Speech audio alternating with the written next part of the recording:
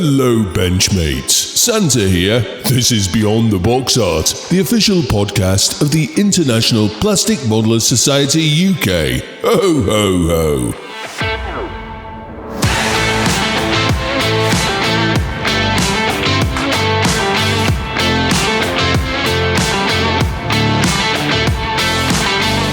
Please welcome your host, Brownie Claus, and his not-so-little helpers, Bargain Boulders, Decorator Dan, Hoarder Mark, Border Martin, Nautical Nevs, and Superlative Spencer.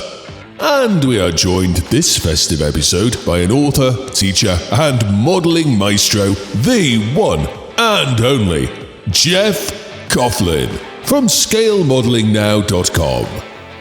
As a bonus, this episode we've squeezed in Ethan Goodbody, straight from BBC One's The Marvellous Miniature Workshop. Proof elves aren't the only master builders.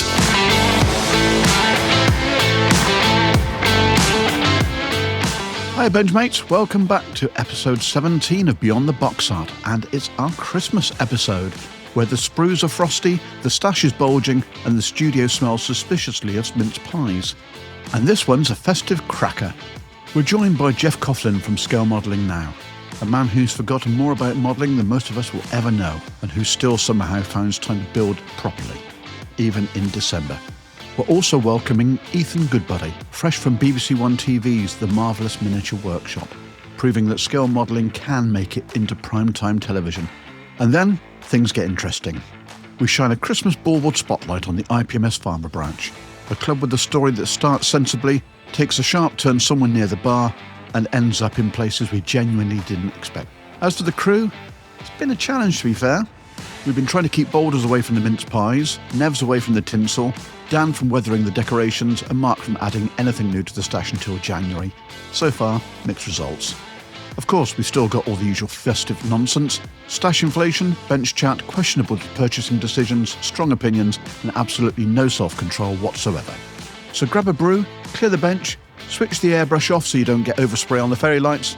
This is episode 17 of Beyond the Box Art, and it starts now. Right then, Benchmates, we've got a full house this evening almost, but for this episode I am joined by Boulders. Season greetings all. Mark. Happy Christmas, everybody. Spencer. Evening. Nevs. Hi, everyone. Martin. Happy holidays. Dan. Hello, Benchmates. And we're also joined by our guest for this episode, Geoff Coughlin. Hi, everyone. Okay, so let's start like we normally do with what we've got on the bench. So, Mark, what have you got at the moment? Zero. Nothing's changed from the last episode. The only thing I have dug out is a Tamiya kit I've got to do for the Bolton show coming up in January, which I'm going to do a Grumman F4F Wildcat because I've been listening to a book on the Pacific War, so it's kind of inspired me to do one of them. And obviously, our Benchmates can't actually see what you've got on the bench, but there seems to be some books lying around as well. Yeah, well, it was a little bit of homage to the two of them on here. I've got Mr. Coughlin's Phantom book and his Hornet and his F-190 there, and I've got a couple from Spence. I think I've got a full set over there, otherwise it'd be all over the place. They'd be everywhere. Cover the wall. Excellent. I think I've got all three of Geoff's books. Well, thank you very much. How many have you done, Geoff? It must be more than that. Yeah, it's about 14 now, I think. Something like that. Yeah. I'm not going to say any of these were in the pound bin. Yeah, probably something like that. Bargain. That's all I can say, Mark. Okay then, Mark, what have you been spending your cash on?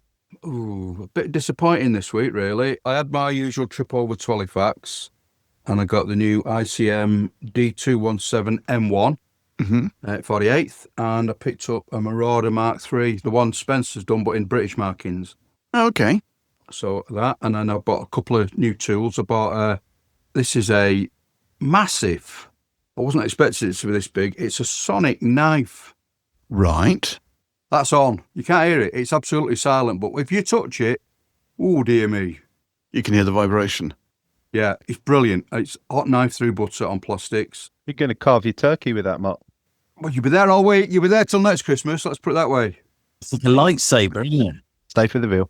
Yeah, and So it's the size of a lightsaber, but it's got a scalpel blade on the end of it. The 2-in-1. What more can I say? 2-in-1. Yeah, it is absolute. When you're cutting through, like if you've got something that you've got to be a little bit gentle with, you don't get your knife on it. There's no pressure. Just touch it and you're through. It's brilliant. Cuts anything. Perfect for 3D printed parts, eh? Well, that's one of the little things. Yeah. The other thing I've got, Seen quite a few adverts on Facebook for that now, all of a sudden. same company, is a little drill, but the downside with it is it doesn't fit the drills I've bought. I thought, I'll get myself a new drill. The shank on, the ones that we get where you've got the wider bit at the bottom, generally they're about 2.5, 2.35. These are 2.3. And that couple of points makes all the difference. So it's quick release, do that, slip them in, boom, away you go. The only downside with it, again, which I didn't realise, it's too fast. It's ridiculously fast. That's the advantage of the ammo driller that I got, the T800. You can actually drop it down from 3,500 RPM to 100 RPM. Even at 100, it's a little bit fast, but it certainly takes the wrist pain out of, or repetitive wrist, of actually doing it by hand. Yeah, well, I have the Proxon, and when you get it, it comes with a standard transformer. But if you buy the one with a speed dial on it as well, we've also got a speed dial on the drill itself, which you turn all the way down, which takes you to about, maybe, 1,000 revs per minute. On the other controller, you can turn it right down to about 300, 400 revs. So you're good for polishing, and you're not going to be burning anything with that. The other good thing with the ammo T800 is it comes with another chuck, so you can actually put the small drill bits in. Ah, okay, fair enough. Okie dokie. Right, in that case, move on to boulders. Nothing on the bench at the minute. I've had a bit of a tidy up in the man cave, which has took me longer than I expected. So decluttering, getting rid of shelf of dooms. I've just binned them.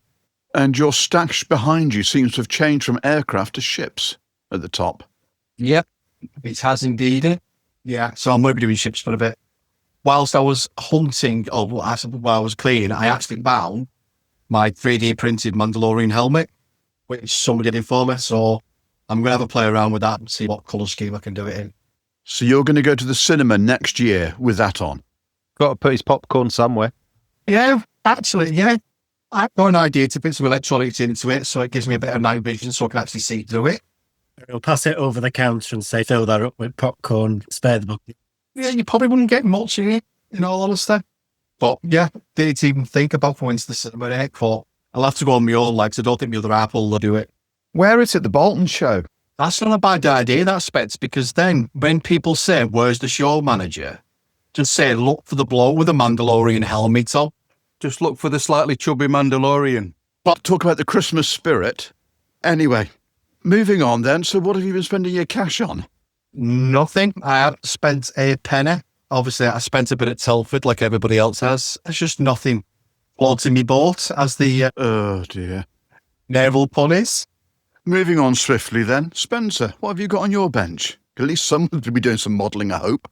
Yes. Currently, I've got a Tamiya 48 scale Messerschmitt 109 G6 that I'm building. Oh, okay.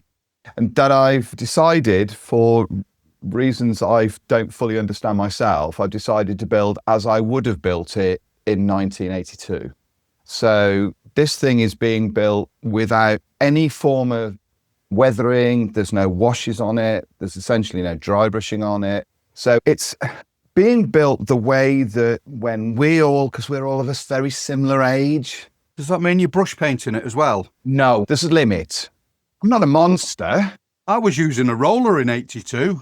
I was probably using some emulsion that I found in my mum's garage. So it's being airbrushed because I'm not a lunatic. You've got to have something decent at the end of this thing. It's being painted in flat colours. So I'm not going to be washing it. I'm not going to be weathering it. It's going to be the way that guys would have built for magazines back in the early 80s, when you'd see builds being created by Roger Chesnut, Joe Sacchi or Ray Rimmel. They didn't really do any of that kind of thing.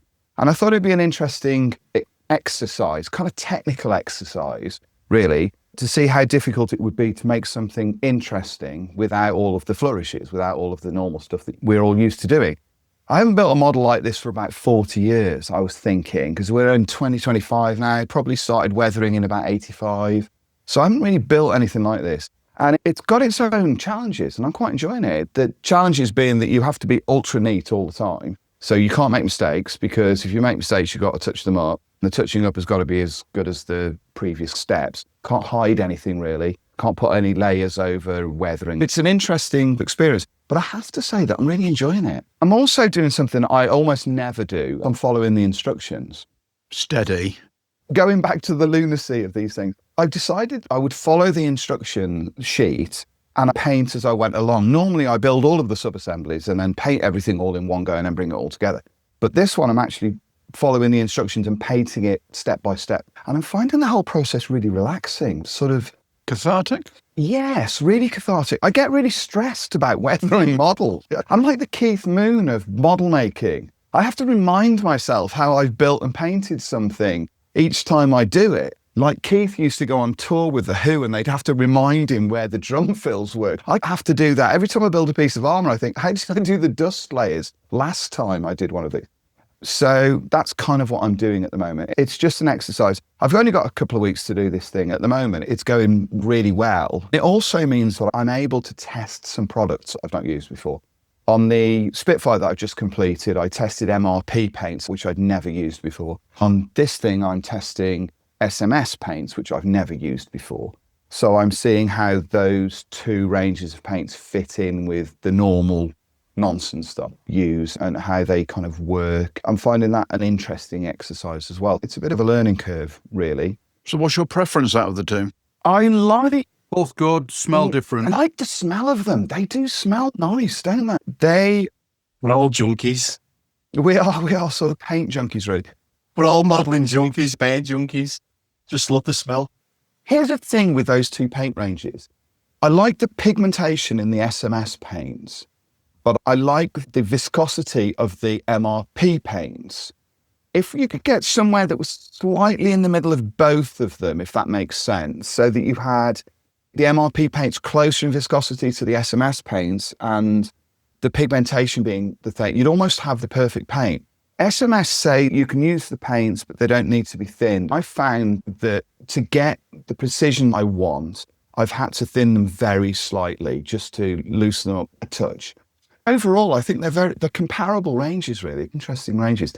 What have you used for thinning them, Spence? I put just a couple of drops of Tamiya lacquer thinner in. You could probably use Mr. Colour, really. But I used just a couple of drops of the levelling thinner with the orange cap rather than the yellow.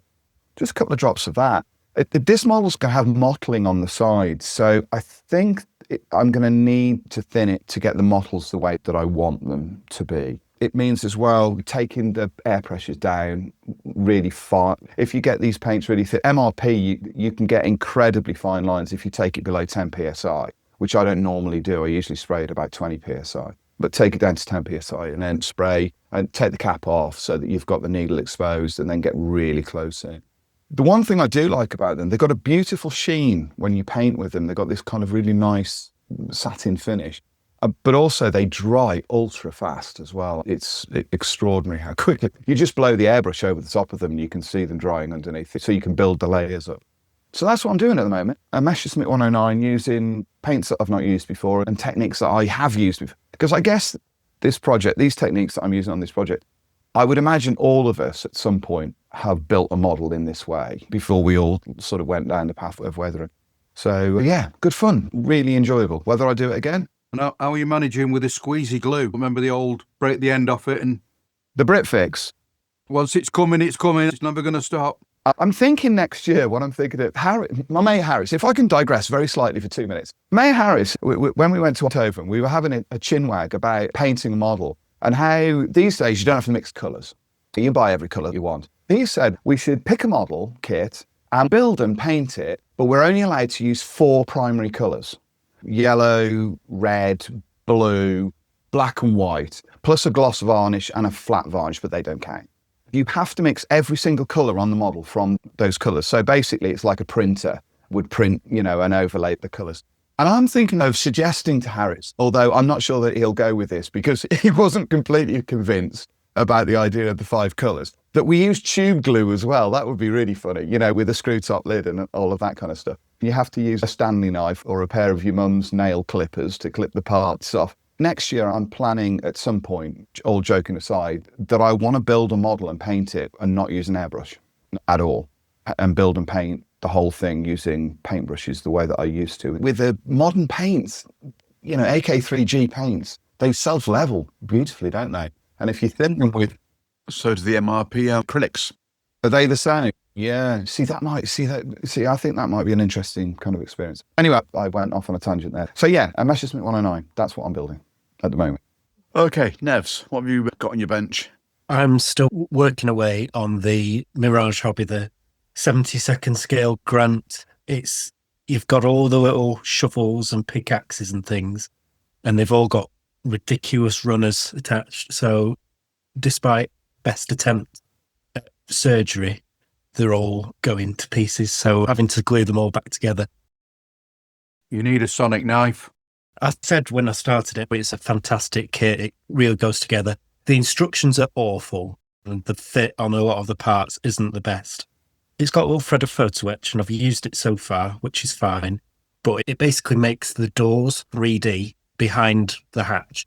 So you've got all of the handles and the locking mechanisms. You then don't want to shut it all up because it won't fit in. And then B, you've gone to the effort of putting all these parts on. So I might have to do it with the one door open, in which case it's now a diorama, isn't it? So that'll be interesting.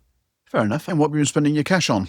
The only thing I bought the Spitfire, the Blackpool Illuminations boxing. I told myself I was never going to buy it until I'd actually been up to Blackpool to see Spitfire roundabout, which I have. And I'm glad I went in the day because there's no lighting now. So you won't be able to see it if you visit during the illuminations.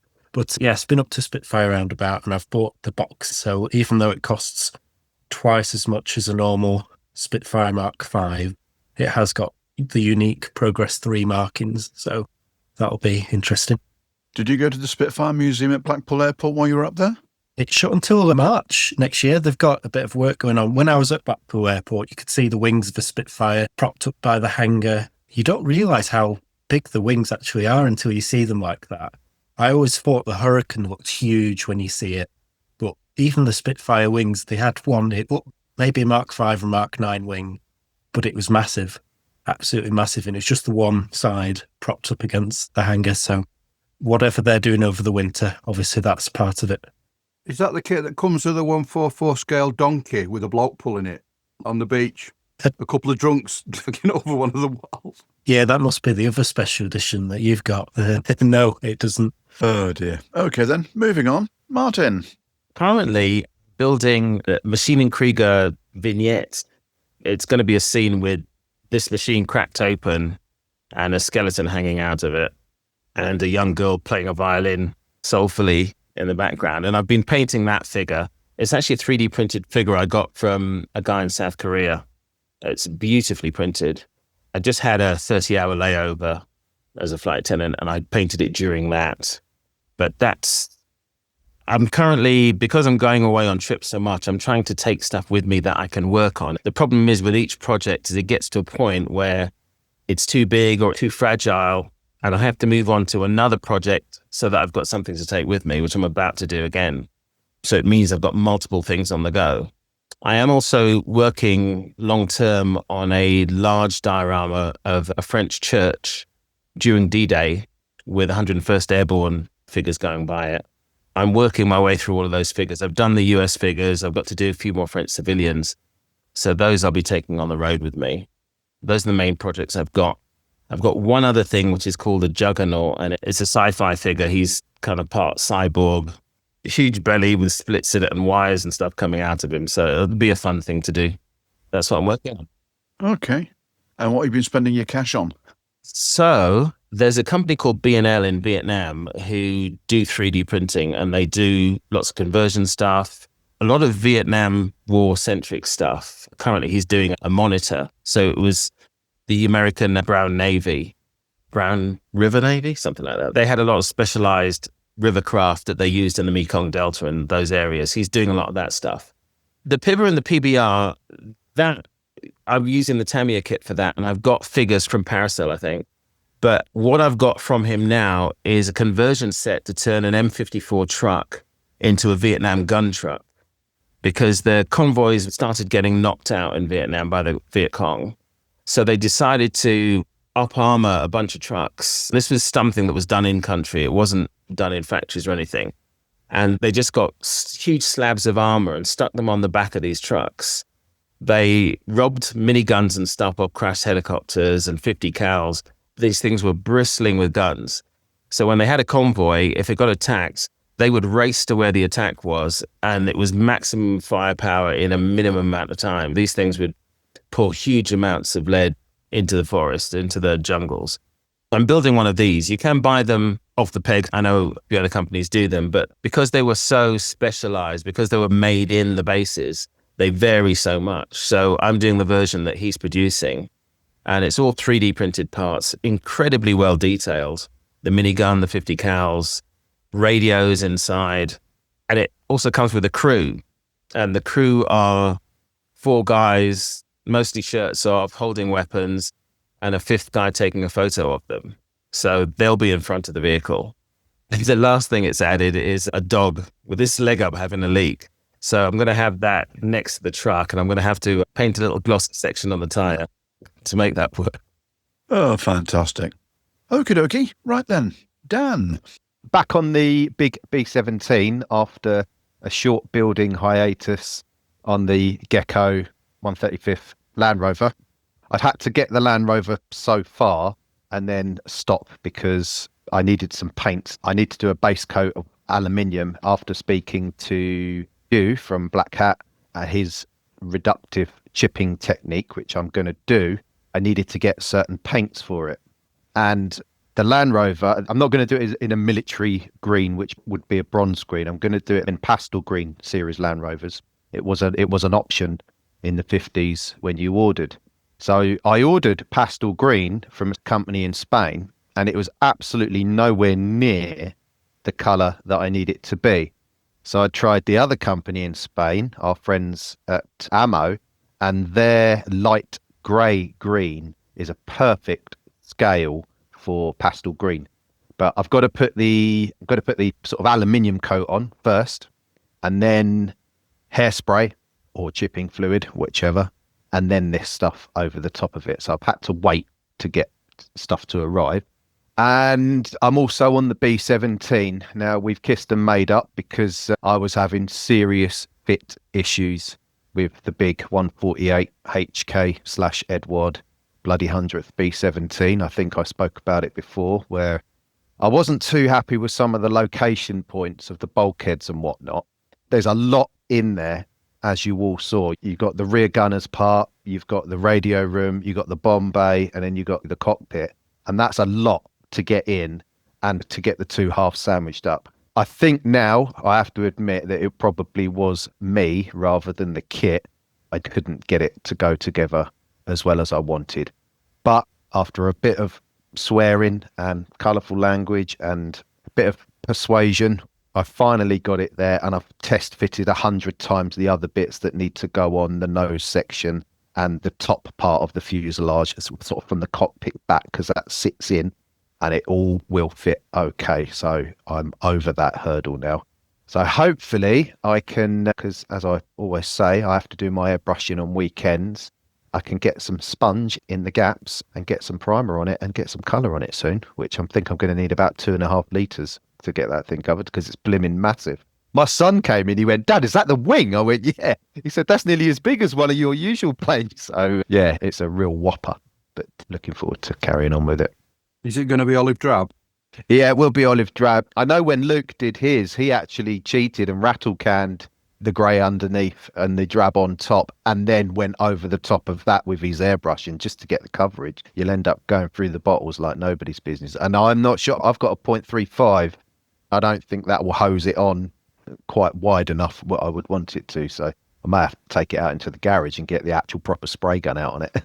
It's actually making me think about, I've got one of those kits in the loft that I bought. So it's a bit of forewarned, is kind of forearms really. I do fancy building one. Spoke to Boulders about it, and we think it's scaled Down from the 32nd scale. So with the walkways in the B17s, where you've got 2 walkways either side of a bulkhead, they have to share the locating hole, which if that had been a Tamiya kit, they would have had a separate in the middle for the other walkway or the floor section. Yeah, it's a good kit. It's not blow your socks off. It's a very dear subject to me, the Mighty Eighth and the bomb groups, especially being where I am. I just wanted it to be, it sat in my stash for a long time before I decided to do it. Sort of a little bit disappointed, not quite as what I thought it was. But that's modelling, I'm afraid. They're not all amazing, are they? Well, I had sort of a slightly crazy idea. I bought all three. So I bought that one, I bought the monogram one I got off eBay, and then Revell reissued their B17F, which is essentially the monogram kit. They were both made from the same set of design drawings, sort of intermatch, really, the parts. And then do sort of 3 different builds of B17s until I realised I had no space to put one of them, let alone 3.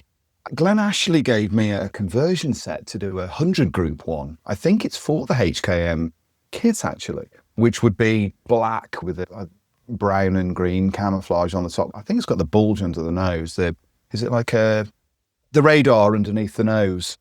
Be a Pathfinder. Would it be a Pathfinder? Yeah, pathfinding. And I kind of like the idea of doing that. And I keep looking at the kit. When I built them, it was like, yeah, I really want to do the B17 now, but I'm trying to decide what to do. But if I build that kit, I really want to do a natural metal one. It's good to know where the issues are before I start that. I've never built one before. If I was doing it again, I'd go, right, I know what you're up to. You have that foresight, don't you? I think it was probably more me, the faults, rather than the kit. But the kit is to blame a little bit as well. Shared. Is there some areas of the instructions that are a little bit lacking, should we say? Yes, they are. They're the CAD style 3D image. And it's what I really don't like is when it has a really long arrow telling you, and then it stops about that far away from where it's got to go. And you go, well, no, that doesn't help, does it? You need to figure out the rest of it for yourself. But More of a suggestion than an aid. Sometimes, yeah. If that's you, we'll move on to Geoff. What have you got on your bench at the moment? Okay, hi. What I've got on the bench at the moment is I've probably got 2 or 3 things. I usually have 2 or 3 things of one sort or another, although I've been trying religiously not to do that because I think there's a very different mindset that I need to bring from one project to another. Oh, admittedly, at the moment, they are all aircraft. They tend to be, but not always. So I've got the Zukimura, the BF109G4 in 32nd scale on the bench at the moment, which I was lucky enough to get a fairly early sample of. I mean, I've built quite a lot of Zukimura kits now. I mean, I like them a lot. They're unique in how they go about quite a lot of their construction and design. Some of you might be familiar with things like they often include clear parts, so you can display the model when you finish it with all sorts of the interior framing and detailing show. I'm not a great fan of that. That's not how I like to model, so I wouldn't do that. But sometimes you've got the straightforward plastic bits as well. So sometimes there's duplications. The good news with this kit is that it's all just straight plastic. There's no clear parts other than the bits that are supposed to be clear, like the canopy. I just posted a picture earlier tonight of the model largely built. And it's a tremendous kit. I mean, I've got to be honest, it is a tremendous kit. The fit has been flawless to this point. Really good. But it's very unusual. If you've not built one before, you might think, well, blimey, what on earth have they done here? For instance, they do give you plenty of detail you won't see on the finished model. So that's the first thing to decide. For instance, all the detail, all the radio compartments, stuff like that lives in the back end. You get a separate door, so you can peer inside and you might just see a bit of radio equipment, but there's all sorts of other stuff in there you won't see. And I did have it on display at Telford. Some people would drop by and it was good to chat to all sorts of people, just showing what was on offer. I've moved on from there and I've done the wings now. Interesting enough, you don't just get a top and a bottom and perhaps a spar. You get most of the detail in the wing and you get at least 2 or 3 different panels to fit onto the top and underneath that make up the wing, separate wing tips and so on. And I've got to say that it was a definite, oh my God, it's surely not. This is just never going to fit. But it does. It just does, and it's an absolute dream. Having built 1 or 2 of their kits in the past, just make sure you absolutely dry test. We've been hearing about that already. Test fit, well, that's pretty standard for most modelers with most stuff. It's especially true with Zukimura because the tolerances are very tight. So you've got to make sure that's exactly right. So clean up the parts well, and maybe even sometimes if you've put paint on a joining edge, then maybe just quickly lose that before you put it all together. But yeah, it looks the part. I think the big thing with this, which is not like me at all, is I generally like to have stuff closed up so you can see the lines, preserve the lines of the actual aircraft. Nothing better than that. However, with this, of course, you've got the completely detailed Daimler-Benz 605 engine, or it is, which is extraordinary. That was the very first task you do. And there must have been, I don't know, 10, 15 pages worth of instruction book telling you exactly how it goes together. But this is the difference between them and some of these other kit manufacturers. We just talked a minute ago about instruction sheets. It's absolutely perfect. It's on the money. You get multiple little pictures, multiple little drawings that show you precisely where each bit needs to go. There's no guesswork about it. And for me, that's worth its weight in gold, because it means that whole build process is enjoyable. And God, that's a big part of this. Whatever we do in this hobby, you've got to have fun. You've got to enjoy it. You know, it shouldn't be this over sort of thinking sort of trauma. I think sometimes you guys talking and you think, geez, do you actually get enjoyment out of doing this? I absolutely do. I will not and have never built a model that I didn't want to build ever. Geoff, when you come across a kit that you are struggling, what do you do? Are you the sort of person that might bin it and say, oh, you know, life's too short to carry on with that? Or do you just dig your feet in and persevere? Mark, that's a great question. I've got to be honest. There is only one kit I have ever failed to build, and I've built hundreds over the years. But I only say that to answer the question. Generally, I'll persevere. I'll try and get to the finish line, because I think, Christ, I put all this work in. I'm not going to let this bloody thing beat me. So what was it? It was the sodding Kitty Hawk Jaguar, Sepcat Jaguar. What a heap of crap that is. It's just the worst kit I've ever come across in my entire life. I've got a Roden HU 111 of mine that you can finish for me, if you don't mind. In fact, if anyone looks in Scale Modelling Now, that build did start in there. And all you'll see is a nice little picture that says crashed and burned on it. It was just, you win some, you lose some. But on the converse, so you look at the magnificent tooling of the more recent one they released last year. I did that in 2 weeks when it came out. I just enjoyed every second of it. It's a great kit, lovely kit. And now you got all the aftermarket stuff for that. I love the Jaguar. It was a grave disappointment when Kitty Hawk decided to do it. But everything was wrong about it. Ridiculous instructions. We were talking earlier about instructions. It's one of the biggest bugbears. I did a big thing on it in the magazine about the whole thing about instructions. If you follow the instructions, you're probably going to come a cropper. It is my general experience of modelling. So why on earth? What's that all about? However, people at Airfix, pretty good. Really pretty good these days. Zukima, very good. Wingnut Wings back in the day, exceptional off the scale. You know, if you follow and do precisely what they say, particularly with Zukima, and particularly with somebody like Wingnut Wings, who's no longer there, you end up a decent model, assuming, you can do it justice and you don't cock it up like we all have from time to time. But the bottom line is it's great. But some of the other manufacturers, you follow instructions. I mean, it's utter madness. I remember reading one, it was an F-14 Tomcat, and I always remember, I think it may have even been Hasegawa or somebody, I don't know who it was, but it basically had you build the whole front of the nose section, add the undercarriage, add the canopy, and then join it to the rear fuselage. There was a very similar thing, Geoff. Joe Zaki was reviewing the then new monogram Mirage 2000 when that came out in about 1985. They did the one, you might remember, it was white with red and blue trim on it. And he described how absurd the instructions were, because the monogram instructions had you build the entire wing, upper and lower surfaces, undercarriage, all the stores and everything before you glued it to the fuselage. And on the other side of the coin, they had you build the whole of the fuselage with the nose gear in place and the canopy and all of the cockpit and everything. And you brought these two sections together, which is fine for anybody that's never built a monogram kit, because the idea that those two sections were ever going to go together and not be requiring a degree of filling and sanding, and I'm probably being generous there, I would think. But yeah, some of the instructions are absolutely absurd. Did you ever think how this model was going to go together? I think the problem is, I think I've slightly digressed the conversation here, but I think one of the biggest problems is, I'm quite sure, I'm guessing now, because this is the only explanation I can come up with. You have people who are great at doing instruction sheets, who are given the product or given the parts, and they produce some instruction sheets, but those are the model builders. Never shall actually anybody who can model have any input into the instructions, because anyone who would never suggest that. It's patently absurd. Talking about the current project, this Zukima 109, it's quite self-evident that everybody is an integral part, almost like a little family really, producing the product. To be fair, some of the early ones weren't that clever. I did push-pull type thing early on. I had no idea what it was. One of the early Raiden 48 scale things, which was poor. any of the more recent models in recent years from that manufacturer have been getting better in terms of fit, design, and all the rest of it. And the instructions are great as a seller. Follow it and you won't have a problem. That's one advantage with Qatari, with Mark actually designing the instruction sheets. He is a modeler. So you've got the expertise of Mark and the team who know what they're talking about and looking at ways of making enhancements to the cockpit of an aircraft, shall we say, like the 30-second spit where you can actually put the control runs if you want to.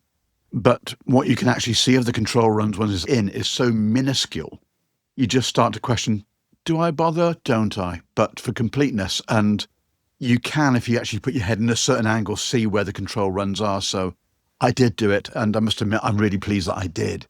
It's a case of, it's someone who knows what they're talking about has actually come up with this instruction sheet. Yeah. And it does make a difference, as you say. It really does. I can't really understand why it even happens that you've got instructions that aren't really on the money, because it must cost these companies large sums of money in terms of the R&D, producing the product. And then you get this kind of almost third-rate instruction sheet, which is going to ruin the build experience for the buyer. That's not good business in my world. That just would be a bizarre thing to do. You know, it cannot be that expensive to produce a half-decent set of instructions that's going to really enhance the build experience. The whole package is one that a modeler's going to love.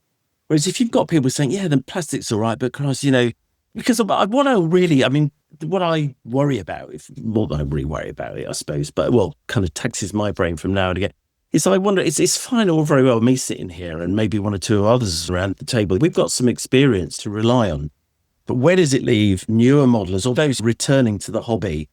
I've always said that's a huge attraction for the modeling stuff we do. It's aimed at trying to help people get over some of these things so that you don't end up with, I remember doing that modeling, I'll come back to it. Imagine if you follow the instructions, have a horrendous experience, and then that goes in the bin or box. I think, well, I won't do that again. I'll go and do something else. I don't know, watch TV or film or something. You know, I think it's such a shame because, you know, we've been astonishing to know how many people the hobby's lost because of a bad experience or two like that.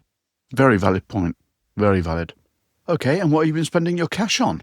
Well, I spent most of the stuff by, but I thought 2026 is going to be the year of trying to do different things. So having been a die-hard aircraft modeler for all these years, I thought I would build a ship. Oh, no. That's the spirit. Oh, you've opened a wound here. Okay, I have done a couple way back. So, Get in, Geoff. Get in. Ooh, in with a dagger. I'm so sorry. So what I've done is I came across Forart as a manufacturer. I know, bear in mind, you're talking to somebody who knows nothing about maritime modelling at all, nothing. However, I got a chance to look inside the box and I thought, Christ, this looks good. The plastic was really crisp. It included some photo etch rails. It had a 3D printed radar thingy that goes around on the top. I thought... That's right. So it is a thingy. That's what they call it in real life. I thought, but God, it was beautifully refined. I thought, this is it. This is going to be great. I will build it, and whatever happens, I'll build it. What actually? Oh, it's HMS Coventry. Yeah. How are your eyes? Well, I wear glasses now, as you can see. I haven't got any of the great big things, you know, that some guys use at the moment, thank goodness. The Optivisor. That's the one. Is it 1/350th? Yeah, 1/350th scale. Yeah. Mark, it's the sister ship to what Wongi built for Telford. Oh, is it? Right. Okay, yeah. It's nice size. Yes, yeah. But it just looks nice. So I thought, give yourself half a chance. So I thought, I'm not going to buy something that might be cheap, but tons of work. I've not got the energy for that, really. But I thought, I want to enjoy it. So this looked good. So that's what I spend my some. Are you doing it on a seascape or is it just going to go on a plank? I'm always one to try and push the boat and do something different with the projects that I do. Some element of it is new. I've never done a seascape, but I'm going to give it a go. Nothing fancy, you know, waves everywhere and all that crap. That's got to be a dark art for people who are great at that. But for me, I thought at least put it on water. I don't know, maybe with a gentle turn. It's a bit like figure painting for me. Well, honestly, Mark, you never know what's around the corner. A few weeks ago, we lost my brother. He was 2 years older than me, and it was an absolute travesty and tragedy that he contracted stomach cancer and he died within a few weeks. So it made me think, you're only here once probably. You've no idea how many years you've got left. So I thought, try and do some of the things that you've been saying you're going to do for years. And I thought, no, I'm going to try something different. I even bought a motorbike. Went down to Access Models in Newark last week. I bought a motorbike as well, a Honda CB750F. That's a beautiful bike as well. Oh, I know about motorbikes. I know nothing about motorbikes. Well, I remember them back in the day, Spence, 70s, I think late 70s, around the 80s, 98 or something. Yeah, beautiful bike. Yeah. Remember seeing them, and I just thought, I remember seeing these around. Anyway, so I've got into that, and that's going quite well. It's quite fun. I built the 12 scale one, and then I built the 900 version, which is the 6th scale one. Oh my God. Elizabeth bought me the 6th scale one for a Christmas present. When you get bought a kit, you've got to build it out. You really. Oh, yeah. But I love building those motorbikes. They all laughed at me when I said I wanted to do a truck with a JCB on the back of it. And they thought I was crazy. I didn't laugh. I was gobsmacked. That's what you came out with. Yeah, they mocked. Yeah, we thought it was great. We were shocked. But it was cool that you wanted to do something completely different. The bottom line with this stuff is that I think sometimes just a change is as good as a rest. Absolutely. It can give you a great additional bit of mojo, a bit of a boost, re-engage kind of thing, just to try and do something that might break the kind of deadlock that sometimes we get stuck into. I think this is why it's great that Martin mentioned he's doing Machining Krieger SF3. I'm a firm believer that if you try different genres, you pick up different skills. I've never tried to pigeonhole myself. I've done MAK, aircraft, tanks, small ships, not just patrol boats. It all helps. When I first started, most of my info I got was from YouTube. So I was looking at the guys who did Warhammer, who did, every single genre I could find, and I picked up something from all of them. And like you say, if you start to get stale with one thing, rather than just abandon modeling, try something else. Okay, well, with that, we will take a short break for some of our commercial sponsors.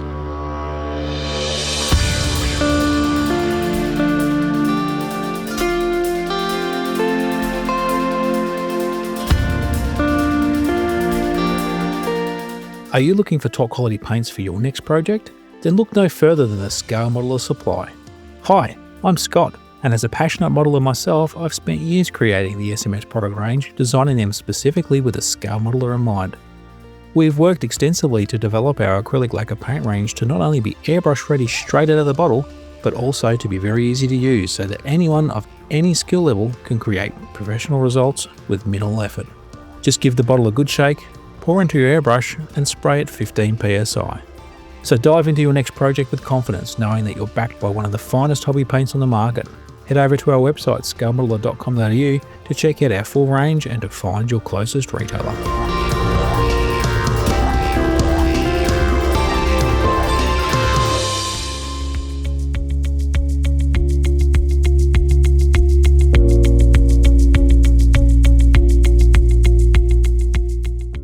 Visit ScaleModelPodcast.com, your hub for the best scale modelling pods, because finding great content shouldn't take longer than hunting for lost photo etch.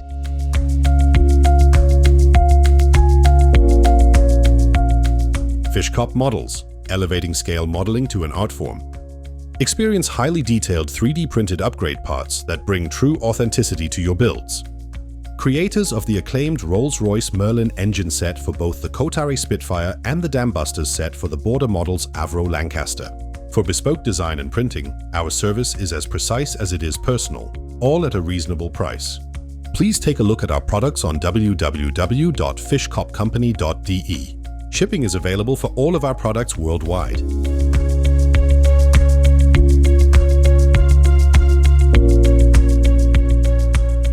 Ho ho, hold on to your nippers. New kits are landing faster than reindeer on Christmas Eve. Welcome to the Stash Inflation Report. Right then, Benchmates, yet again we have a bumper crop of announcements and releases.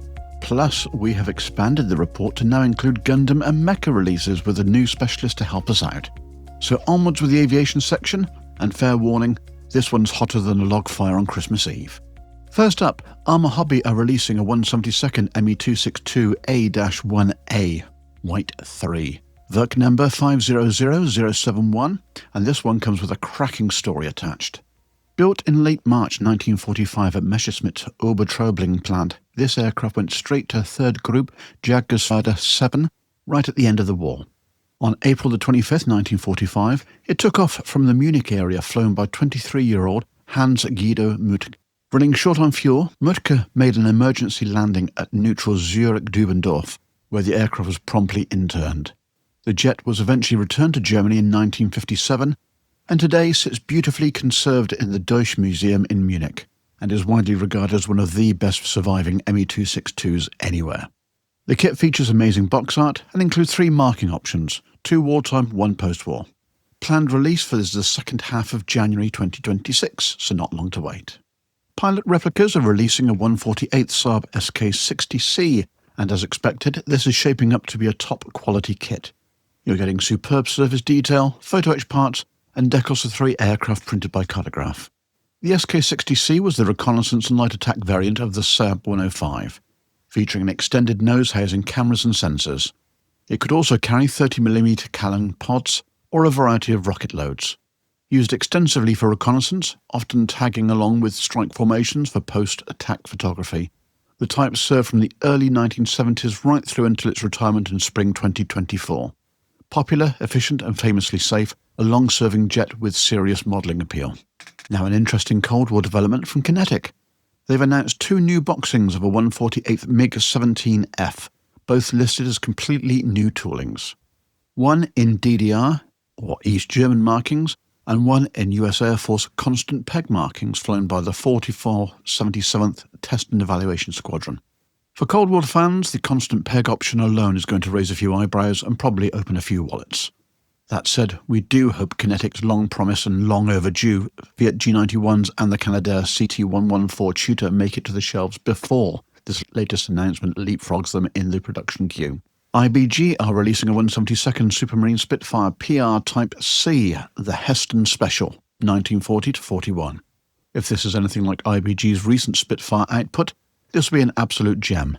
Elegant, niche, and perfect for anyone who loves the subtler side of the Spitfire's history. ICM are downscaling their big 135th CH-54A flying crane into 172nd scale to give us a far more shelf-friendly size. Still dramatic, still weird, and still guaranteed to stand out in any rotary wing collection. And finally, Miniart are releasing a 148th Focke-Wulf 190D-9 Mimitel production Jagdgeschwader 301 marked aircraft. If this is anything like their recent P-47, then frankly, we're in for something fabulous.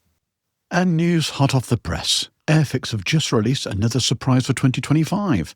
A partial repop of the 2024 148th Bristol Bulldog, but this time as the Mark IIA variant. Extra parts are included in the box to produce the A, and the kit comes with 3 marking options. 23 Squadron RAF based at Kenley in 1932. The Sea Flight Commander's aircraft from 3 Squadron RAF during the Abyssinian Crisis, East Africa in 1935, and another Kenley-based aircraft, this time number 32 Squadron from 1935 also. Airfix kept this one well and truly under wraps, and if you're lucky, you should be able to get it in time to go under the tree. Receive it as a gift from the family. So, jets, props, reconnaissance oddities, Cold War classics, and a flying crane for good measure. So that wraps up the aviation releases for 2025. Now over to Nativity Nevs with the shipping forecast. Okay, cheers, Brownie. Right then, Benchmates. And today we've got 2 releases that live at completely opposite ends of the how much bench space have I got left spectrum. SS Model are releasing pocket battleships that can actually fit in your pocket. SS Model have announced a trio of proper tiny warships in 1 to 2,000th scale, which is so small you'll be checking the carpet monster for your entire fleet. We're getting HMS Renown, the British battlecruiser, Admiral Hipper, the German heavy cruiser, and Deutschland, the famous pocket battleship that later got renamed Lutzow. Now here's the twist. These are all 3D printed waterline kits, but they're also advertised mounted on 3D printed bases. So it's not full hull, and it's not pure waterline either.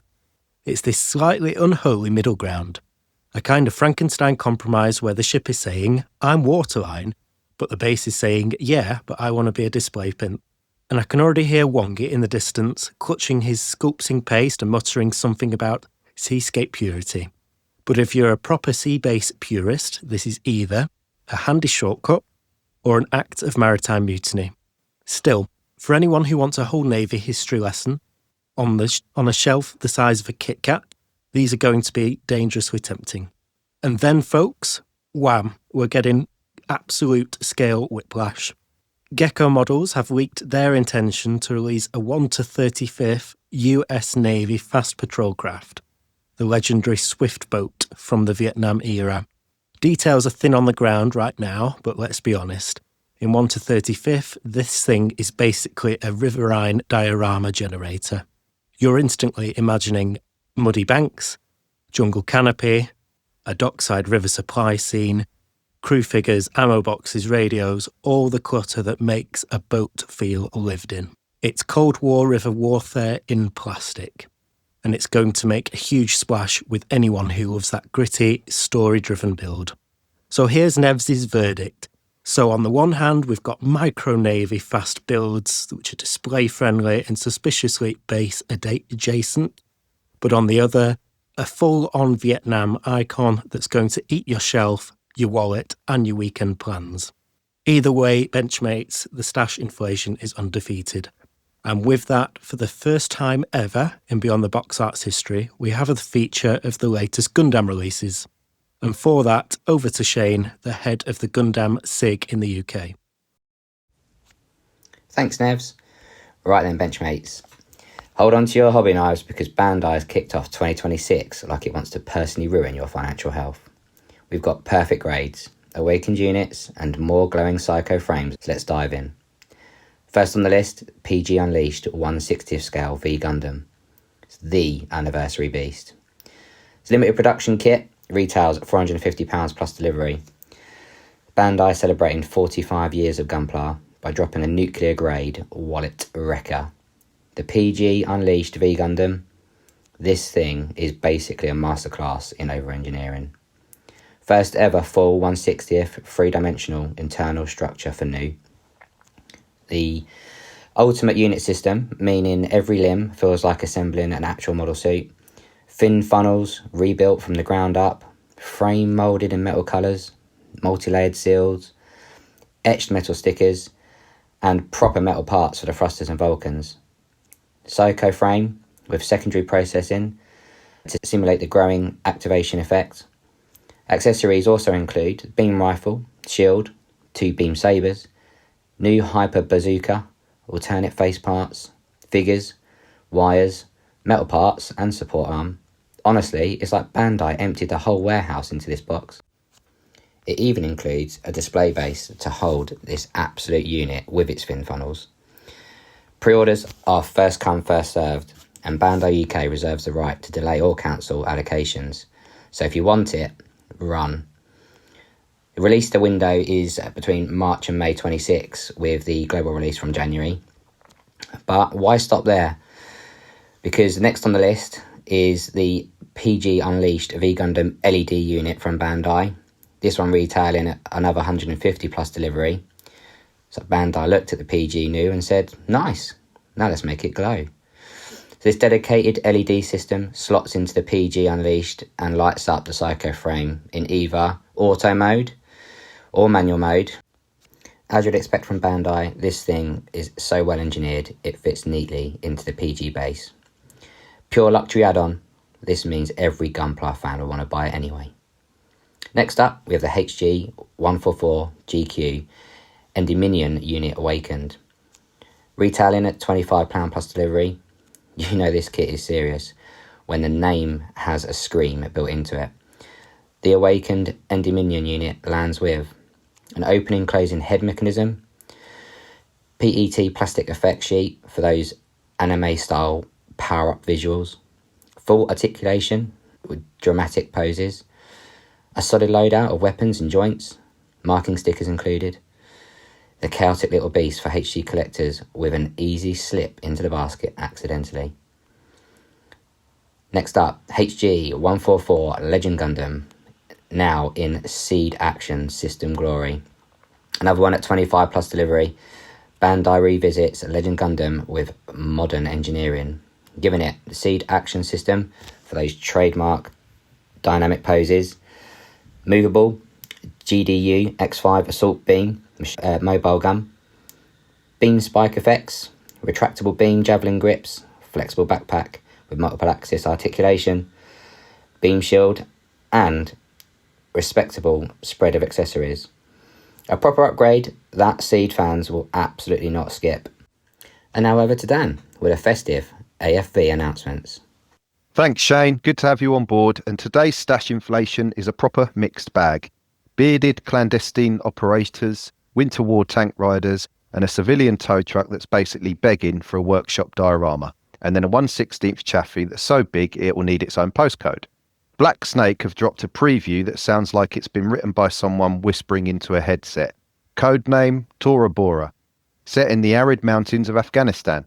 Fortified hideouts, remote caves, and the grimy, gritty vibe of clandestine operations. They're teasing thick beards, local clothing, and much more, which is modelling speak for. We're about to give you lots of character, detail, and you're going to spend 4 evenings painting dust. No hard release details yet, but if this lands, it will be prime material for small vignette storytelling, modern gear with local textures, weathering, and fabric work for days. Mini Art are back doing what Mini Art do best, figures with a scene baked in. This next set gives you 4 figures plus weapons and equipment depicting US infantry hitching rides on armour during the Second World War. Because when the advances move in, you'll either keep up or you'll get left behind. And historically, it's spot on.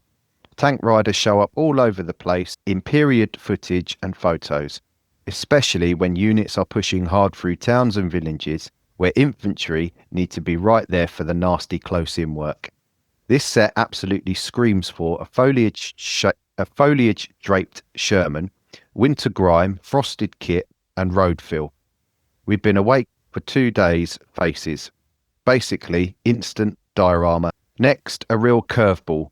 Mini Art's G506 tow truck, but this time in civilian service, and they've sweetened the deal with extra workshop equipment to make it feel like a working vehicle rather than just a truck on a base. You're getting the tow truck and the towing gear, 4 coloured variants, photo etch included, updated parts, and the new CAD work shown in preview. And the subject itself is a classic, the Chevrolet G506 1.5 ton truck family, used during and after the Second World War, which means your build can go post-war recovery yard, depot workshop, backlot mechanics scene, or a war surplus turned civilian graft vibe. This one's a diorama builder's treat and the kind of kit that quietly turns into a whole project. And now, big boy time. Gecko Models 1/16th M24 Chaffee is the sort of kit that makes you slow down before you even open the bags because the scale forces you to actually take a good look at the vehicle. Highlights on this one include detailed fighting compartment interior, turned metal barrel with a rifled bore, workable suspension and workable track links, etched parts for crisp detail, a stowage set to break up the exterior, and decals for US Army and Free French Second World War vehicles. Historically, the Chaffee is a cracking subject, late war, nimble, and that lovely transitional feel between the Second World War and what comes after. It arrived to replace the M5 Stuart and brought better firepower and mobility to the light tank role, seen in combat in Europe from late 1944 onwards. This is a statement build, the kind that hogs the bench, hogs paint, and hogs the display shelf, but looks absolutely superb doing it. So there you go, benchmates. Modern clandestine figures for gritty storytelling, Second World War tank riders for instant action and atmosphere, a civilian tow truck that's diorama bait, and 1/16th Chaffee that's basically a full relationship commitment. Benchmates, hide your wallet. The stash inflation doesn't care about your New Year's resolutions. Do you want cutting-edge detail for your kits? Then take a look at Phase Hanger Resin Accessories, run by USAF veteran Mike Reeves. With real-world aircraft experience as a crew chief, Mike knows exactly where accuracy counts. And today, he's bringing that knowledge to life with precision 3D printed parts. From seamless intakes and nozzles to dropped flaps, pods, pylons, and cockpit upgrades, Phase Hanger's prints capture the crisp edges and fine detail that limitations in injection molding just can't reproduce. From 1/72nd to 1/32nd scale, you'll find add-ons from Cold War classics to the latest frontline jets with frequent new additions to the product range. Every piece is designed by modelers, for modelers, and faithfully reproduced on state-of-the-art printers and shipped worldwide, and are ready to drop straight into your next build. With additions to the product line landing all the time, there's always something fresh to elevate your next build. Explore the full range at phasehangerresin.com and follow Phase Hanger on Facebook and Instagram for regular updates and inspiration.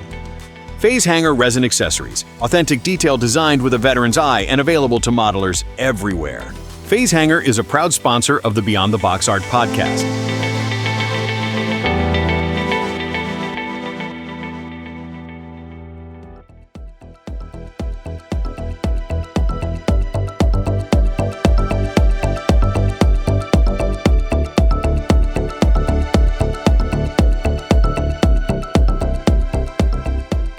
It's time for the IPMS UK Dispatches, your regular society spotlight on events, branches and SIGs. So I'm now joined by Julian from IPMS Farnborough. How are you doing? So far, so good. Fantastic, that's good to know. So, your association with Farnborough goes back a little way. It actually goes back a long way. Okay. Farnborough branch, the idea for a branch was floated in the IPMS magazine by Dickie Ward of Model Decor back in 1974. And we formally got the branch running in the beginning or the middle of 1975, and we've been going ever since. That's a fair old stretch, isn't it? We're feeling our age, or maturing, shall I put it that way? Aging gracefully, or disgracefully, should we say? Oh, with our lot, disgracefully. We have the advantage, ever since we opened, of always having a bar available. Right, okay. Which is a very good and very necessary item. The branch is well and truly pickled then. You better believe it. Okay, so obviously 75, so that's about 10 years after IPMS first started, but yes, you must be one of the longest running branches in the country. I think that's probably true. The honour ought to start with the London branch, because that's where everything started. Yes. Birmingham was pretty soon after that. Mm-hmm. And we started the Berkshire branch certainly late 60s, because I was secretary then, having been railroaded into the job. You didn't put step backwards or fast enough. Well, it was interesting because I actually got involved because the late Tony Willett gave me a model of the Aurora Bristol Fighter in 148 scale. Mm-hmm. If you remember that, you're going back a very long time. But it's in the days when national markings were etched into the plastic. Yes. That sort of era. Mm-hmm. And somebody, a friend of mine, had asked me to make a model for his father, who had served with 4 Squadron on the Northwest Frontier in the 1920s. Mm-hmm. So I looked around and thought, well, I'm not going to use the little Airfix one. It's too small. And even then I couldn't cope with things that small and that fiddly. So I thought, yes, the Aurora kit was the one to go for. But of course, even in those days, I didn't have it in the stash. So I phoned the then IPMS branch secretary, Paul Lehman, and said, did he know anyone who did? And he said, yes, Tony Willett. Phoned Tony up. Tony, being the gentleman that he was, said, yes, I've got one in the bottom of the garden. I'll let you have it on one occasion that you come to a branch meeting. Gave me the details. They were meeting in those days at the Arts Centre in Wokingham. Mm-hmm. I just moved to Yateley. Now, Yateley to Wokingham is about a 10-minute drive. But on a wet November evening, it's a hell of a long way. And I finally got to this place, and they were meeting in an upstairs room. As I climbed the stairs, I remember Mike McAvoy, who was then the branch secretary, saying he's having to give up because he was going to be on nights at air traffic control up at Heathrow. And you know what it's like when you call for volunteers? Everybody takes one pace backward. I came up the stairs, looked at this and said, I didn't come all this bloody way just to find a dying organisation, and took the job on. I'm told later that various people looked at each other and thought, who the hell is this fellow? Yes, I took the job on and was branch secretary for about 5 years. Okay. Which was great fun.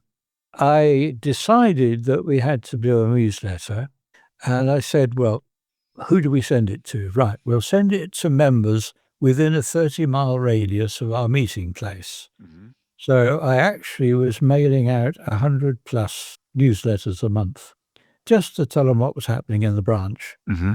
And kept that going until I gave up the secretaryship, which was about the time that the Farnborough branch got started. Okay. And yeah, that was it, basically. I decided I was happier at Farnborough, and various strange things happened to the Berkshire branch. So that has pretty well folded, and you had the early risers over at Early have taken over and are doing very well. Yes. Okay, so since the early days of Farnborough, how many members do you normally get up to turn up to a branch meeting? It varies on the weather, but between 25 and 40. Okay. Would be a fair figure. And where does the branch actually meet? We meet at the Railway Enthusiasts Club in Farnborough. In fact, that's where we started meeting, and with only one break when they were refurbishing of about 18 months, where we moved to yet another pub. We've been there ever since, and they've looked after us very well. Okay. They obviously haven't run dry, hence why you haven't looked for another venue. Thank God, no. They've always had a bar there. Part of their refurbishment was to make the bar a lot bigger. Makes a lot of sense. Okay, so Mark's already alluded to this, but you have an annual show there. We do indeed. Every September. Okay. Usually either the first or the second Saturday in September. Again, the venue has moved from time to time, largely because it gets bigger.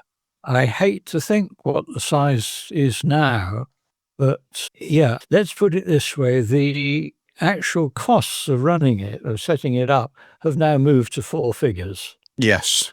So it's quite a big show. Yes, indeed. And in floor area, what are we talking about, roughly? Difficult to say, because although obviously it's based on what I will call the Blackwater Valley, Camberley, Aldershot, Farnham, Farnborough, we get various branches from pretty well the whole of the south of England. Yes, we've had a couple of overseas people come on a fairly regular basis year after year, which is nice. I know at least a couple of people who come up from Cornwall every year. Okay. 1 or 2 actually come south of Watford as well. Steady. Is there anything south of Watford? Everything happens south of Watford except for the Bolton show. Well, and Telford, of course. Indeed.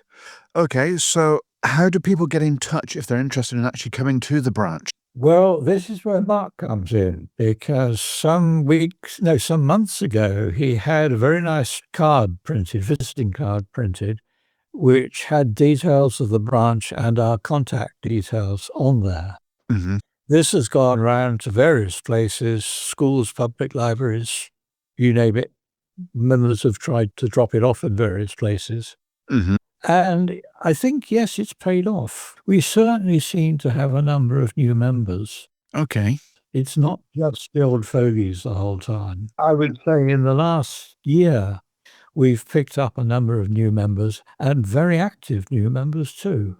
That's good to hear. Have you seen much of an uptake in the newer style of model manufacturing these days, or the model kit availability with the likes of the Gundam and the sci-fi, other than the person sat opposite you at the moment who's being sort of the rebel? We've got a couple of dedicated sci-fi modelers. Mm-hmm. Andrew Prentice comes to mind immediately, because he picks up gold or silver at Telford pretty well every year in the sci-fi category, in one or other of the sci-fi categories. Okay. So he's working to a very high standard. And we have a number of other people who dip in and dip out. Gotcha. Including myself. I'm one of those modelers who, how shall I put it, tries to make a model of anything that interests them. Gotcha. Oh, just thinking about Farnborough in the location, I should imagine that quite a large quantity of the members are either former RAE or Kinetic. More RAF-Odium. RAF-Odium. That's interesting. Oh, yeah. Yeah, I mean, we've got Otto Ulrich, who was 33 Squadron, then 7 Squadron on the Chinooks. In fact, he ended up as the UK representative for Boeing on Chinooks, the sort of poacher turned gamekeeper. Got you. He's just retired. Okay. And various other people who were ex-RAF-Odium. Okay. I would have thought with the RAE, the Royal Aircraft Establishment, being obviously out Farnborough for many, many decades. And yes, sadly no more. The technical side of the engineers from that, it would have been a logical progression. We have a few, but not many. They had their own aviation society. Okay. And many years ago, the then secretary, Ray Sharp, asked me when I was secretary of the Berkshire branch if we could put on a display of the captured aircraft display in October, November 1945. We did this not completely, but they had organized a special showing of the film Battle of Britain in about 1972. We're going back a long way, and we put this together. It turns out that we've done it again since, properly. Mm-hmm. I was asked by the chairman of FAST, which is the Farnborough Aeroscience Trust, which have their headquarters in the old Trenchard building. They had produced a replica of Cody's first aircraft. Okay, yes. Going way, way back. And they also they were going to put it into an inflated hangar at the back of the building. Gotcha, yes. And they said, we want to do something special. We've got somebody coming to open this, and we'd like it to be linked to him. Winkle Brown was the guy concerned. Ah, Eric. Eric Brown, yes. I met him first at an IPMS meeting at Peterborough. The less said about Peterborough, the better. But we did have a very good long chat with him, a group of us, after the dinner on Saturday. He's a fascinating chap. He is indeed. Or was, rather. Anyway, I was in a very happy situation that about a year before the opening of the thing, I was approached and I said, yes, fine.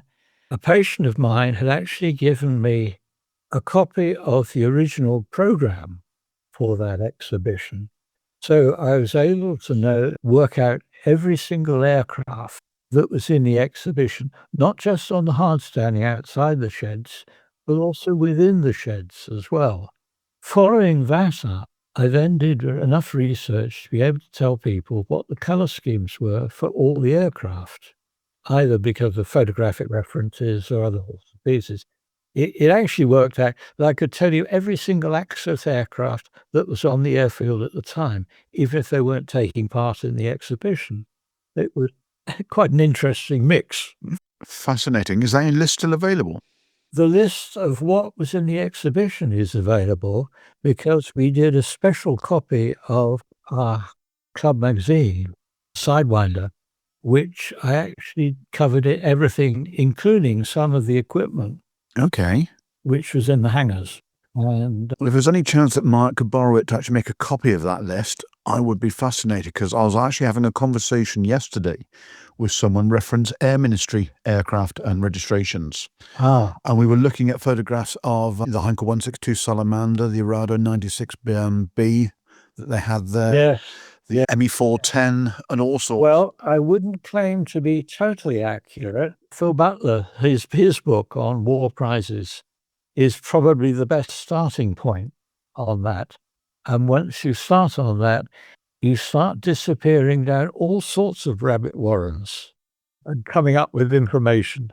Not least of all, an ex-patient of mine who told me a lovely story about the Focke-Wulf 190. Mm-hmm. I can't remember which mark it was, I think an A8, but certainly a short-nosed Focke-Wulf 190, which had the sign hung on it, "Come on, boys, help yourself," meaning go and sit in the cockpit.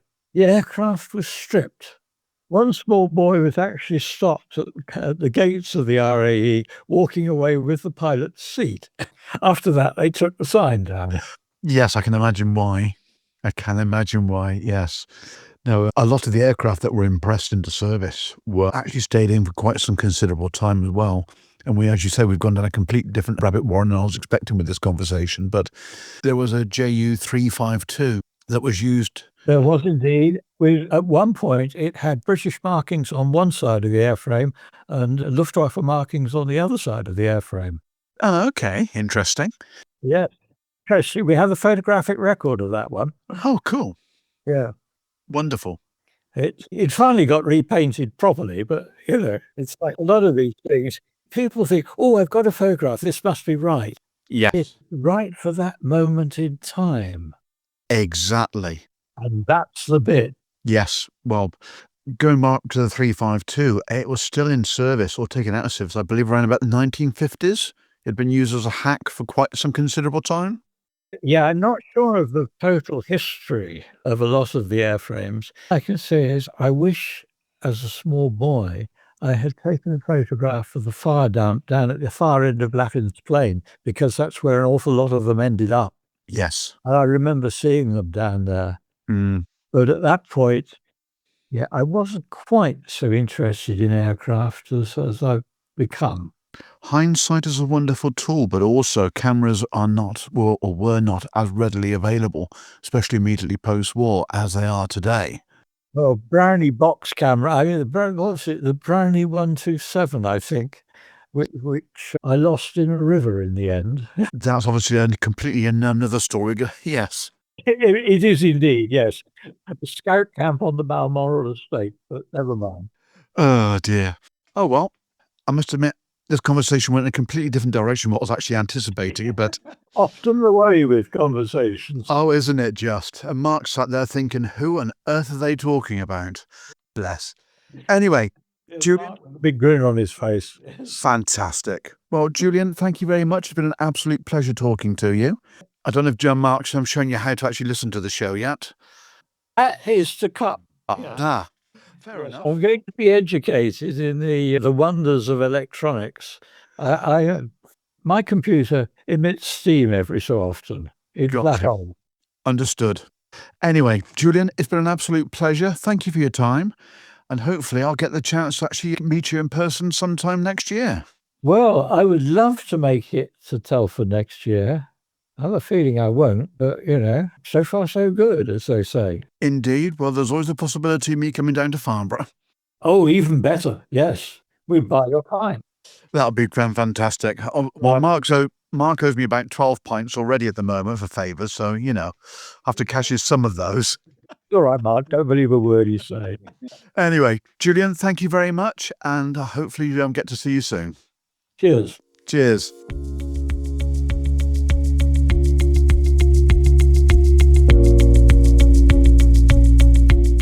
Visit ScaleModelPodcast.com, your hub for the best scale modelling pods, because finding great content shouldn't take longer than hunting for lost photo etch.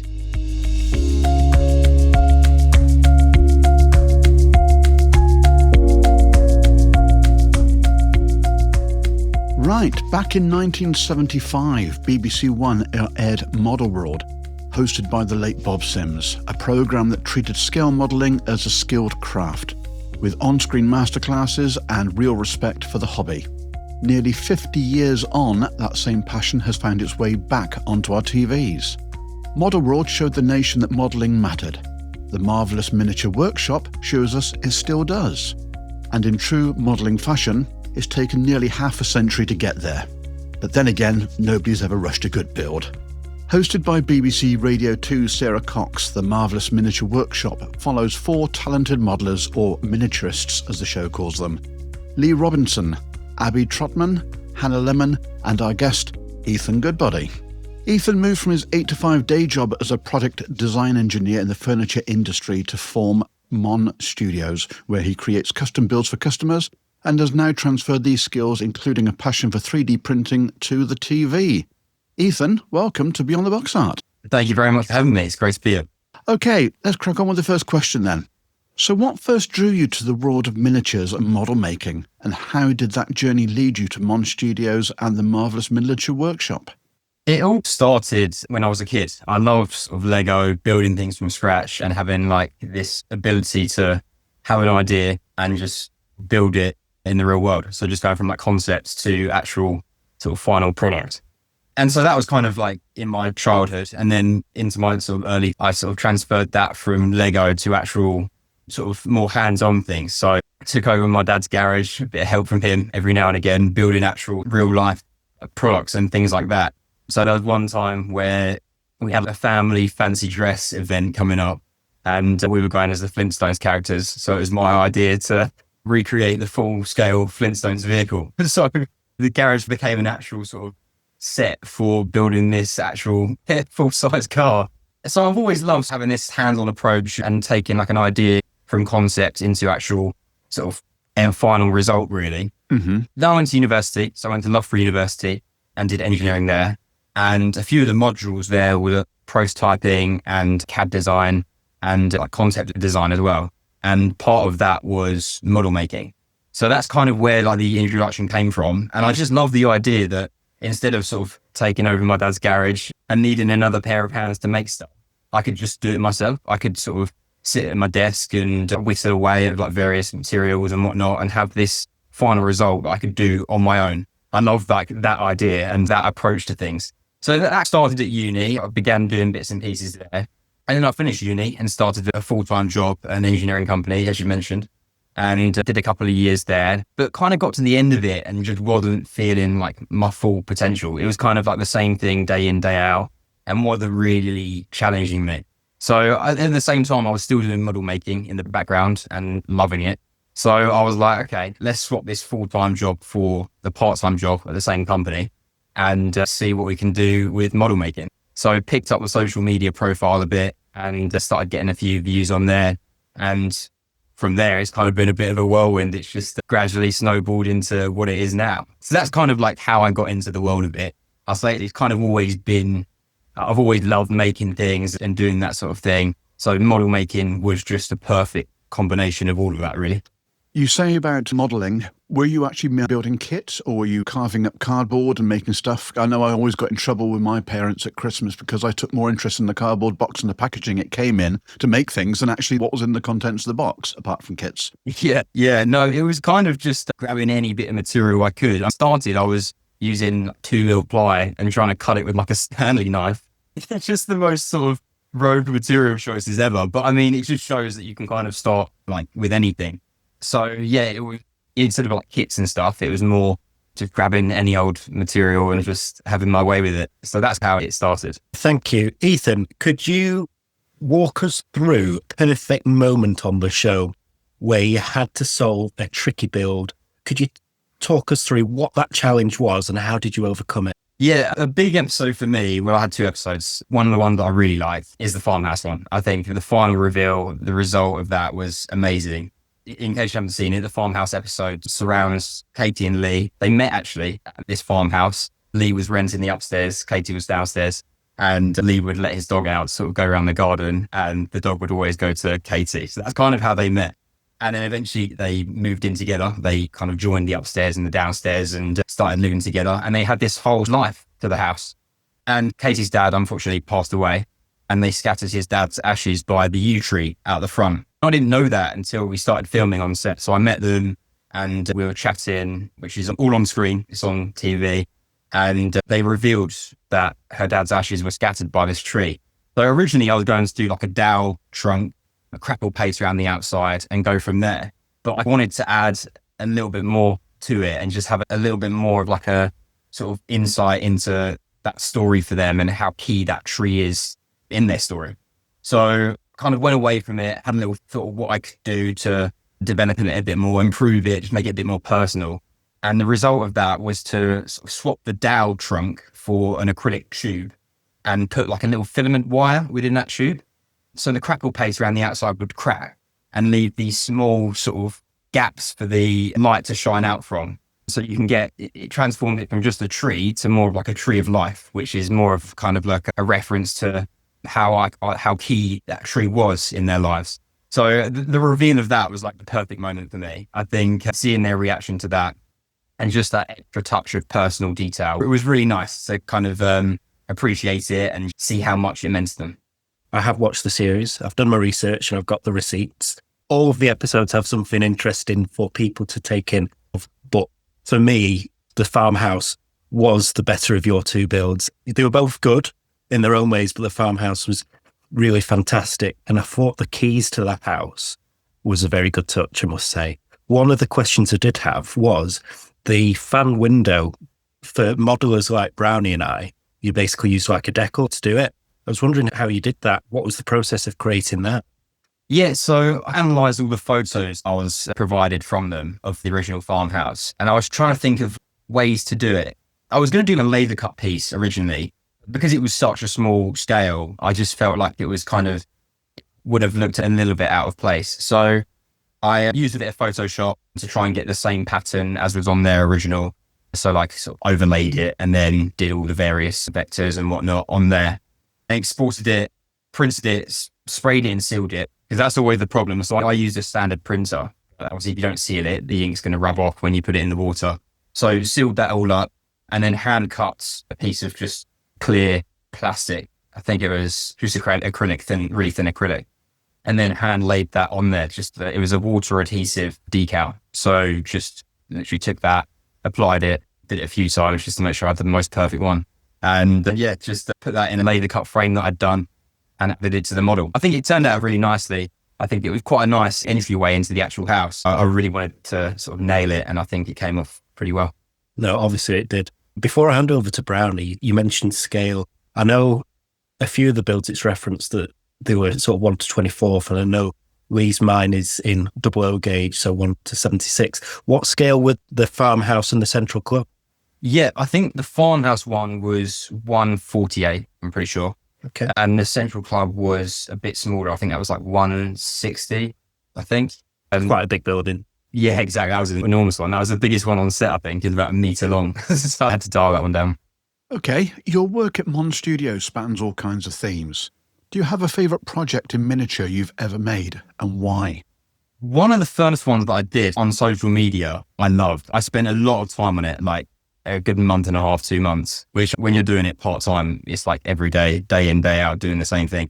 That was the arcade that I did. So I made this miniature arcade, programmed 3 arcade screens into it, had both working, and then at the back of it had like a backup shop kind of little room. I spent a lot of time on that. I made that a really key project because I wanted to, that was my one to get off the mark really.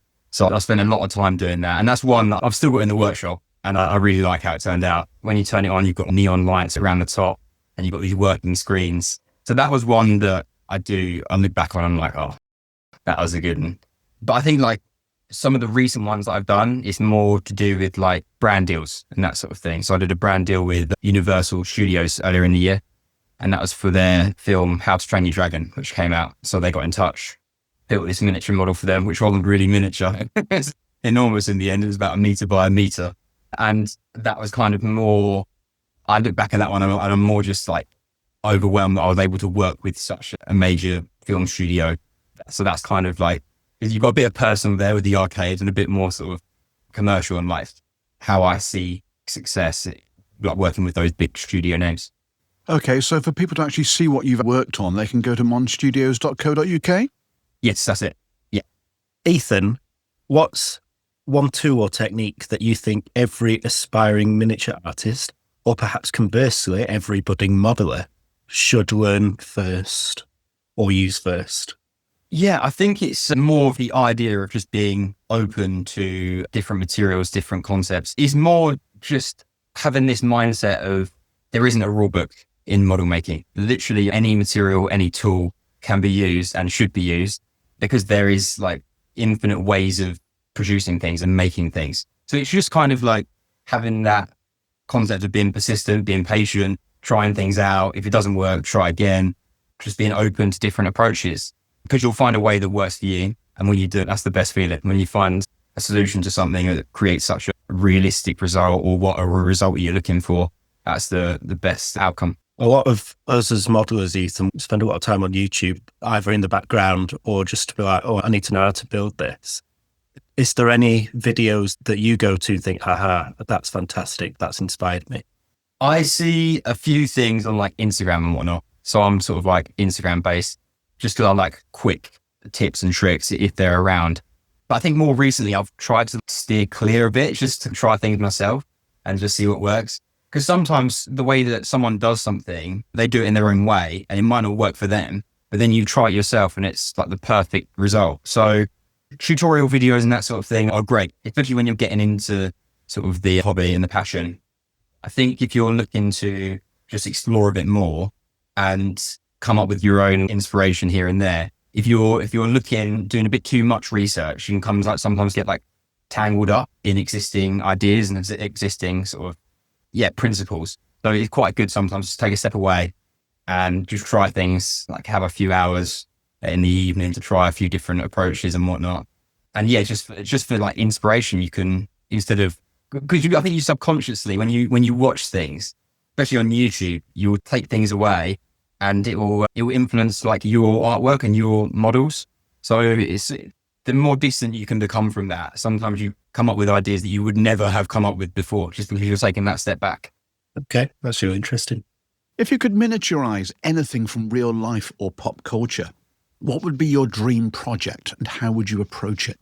I think I'd love to return to the world of like arcades again and do something along those lines. Because as I say, it was a couple of years ago now, but it's still one of my favorite projects. Just because it had those neon colors and the working screens and that sort of thing, you just kind of felt, I don't even know, a step back into the past. So I think something like that would be really cool. And I think it would just sort of open up more skills for me. As soon as you like sort of do these sort of builds, you uncover new skills that you hadn't have thought of before.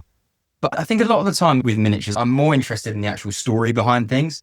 Like if someone comes to me with a really exciting story or something that captivates me, I think that's more something. It could be literally as easy as like the outside of a bank or something. Just, you know what I mean? It doesn't need to be an overly complex location. I think if you've got this story running in the background, it's a really nice like thing to make. And I think that's why the show is so good as well. The series is so great because it takes those stories and makes it a key part. Because I wouldn't say the Central Club building that I did for the first episode, I wouldn't say the outside of that is particularly like beautiful, other than the mural. It's the story behind it. It's that center point of the community that makes it so key.